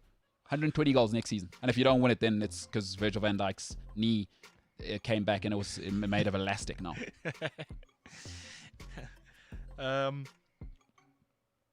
Sorry, I got lost there for a second. Because you were thinking, Sancho, you got a little bit of arousal happened was there? Just the thought of there was a tear was there flowing. A spark in my eye? You had to compose yourself there, just thinking of Mane. Bobby Firmino and San. Let's just say I'm glad the aircon's on. Yeah, no, it's getting emotional. Is it your? Look, it's the hay fever. I think it might be the change of seasons. Yeah, it's true. It's true. Yeah. James got a bit emotional there. All right. I'm not crying, you are. Kutle says contacts mean nothing in football. Contracts mean nothing in football. Contracts? Yeah. Fair enough. Well, the only reason for contracts is to secure an asset so you can sell it on. Yes. Otherwise, they are meaningless. Yeah. Not sure what he was. He was talking about the Ollie, where I said Ollie must be given a 75-year, 5 million deal. I'll tell you what you do is you make a lot of that money so that it can't go off the books. So that is money it's going to cost the club. Then everybody's committed, right? It's like being married. Being married, you know what? The biggest nightmare in marriage is divorce. Yeah. It costs a fortune. Huge. So make Ollie commit. Put a ring on it. Beyonce vibes, huh? Sure. Oh, is that if you like it, put a ring on? Her music's terrible. Her music is terrible. Rikus says, Mbalelo, just to end the show here, that joke was atrocious. That was your horrible Man City had a pep talk at halftime joke. It was one of the worst things. Rikus, it's one of the worst things I've ever been involved in. And listen, I once ate a grape juice burger. What? Yeah. What on earth is a grape juice burger? That was in Venezuela.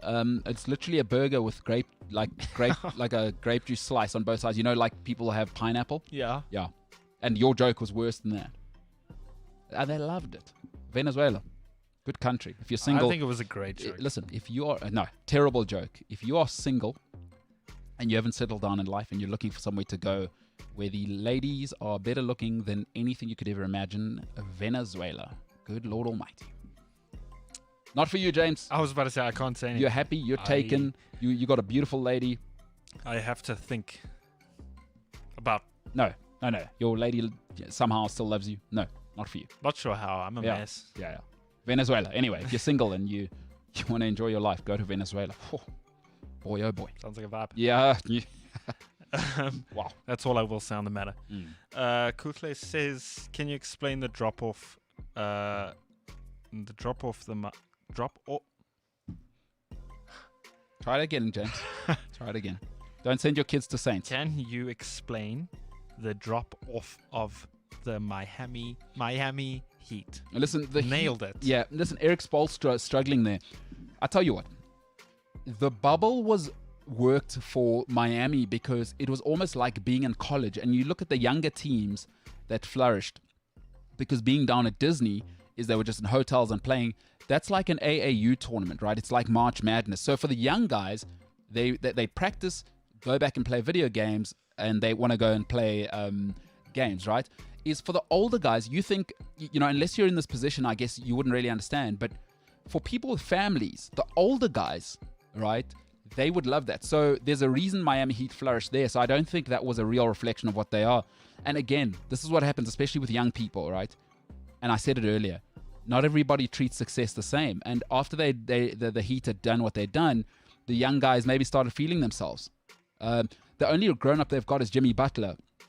Tyler Hero, a great shooter, but listen, he's young. And so that's what young people are, inconsistent. Listen, Spoelstra's a great coach. Jimmy Butler, remember, spent basically been injured 3/4 of the season. Man, he's for real, huh? He's come back. They've improved both sides of the, because he's going to give you 27 and 6 every single night. He's come back and they're not bad at both ends of the floor. He is a phenomenal player, by the way. He was a very, very difficult player for everybody else to handle, but hey, looks like he's a good dude. So the Heat, I would say it's because youngsters, they didn't deal with the success. And now Tyler Hero, those guys, you start to body them in a real season. And the older guys, they want to spend time with their families. Now they're back at home. Everyone's back at homeostasis. This is what happens. But Spoelstra, a great coach, good organization. They'll be back. And they got Jimmy Butler. So I think give them some time. They're a young team. They'll grow. And yeah, success. You got to get used to being successful. You got to get used to being successful. Yeah. I think I'm having an effect on you. I think we should end the show before it gets worse. All right. That's it. James, good show today. Good stuff. That was lots of energy. Yeah. Big energy. Yeah. Big energy. I was going to say. What were you going to say, James? I was just going to say Big D energy. Oh, my goodness. And your mom listens to the show. Unbelievable. Mr. Rickson, I'm sorry that you had to hear that from somebody who you gave so much to. You gave him life. You gave me life, Mom. You gave him St. Stidens. You drove him there. You gave him food. You worked yourself. You worked at the Springboks. You got a signature from, I don't know what that big guy's name is. You worked your backside off. And you said, hey, listen here. You can't not sign my son's rugby thing. This is what you did, Mr. Rickson. And this is how James pays you back. Blasphemy. He's talking about the Catholic Church. I did not blaspheme. And then he's out here. Called Jesus a savage the other day. Now he's saying the Catholic Church. He's saying some other stuff about them. And then now he's out here swearing. You said this stuff about the Catholic Church. What did you say now? What did I say? About energy. Do you think your mom wants to hear you say that? It's not true. Anyway, I'm MKT. Listen, this is the MKT Show. He's James Illingsley. I'm MKT.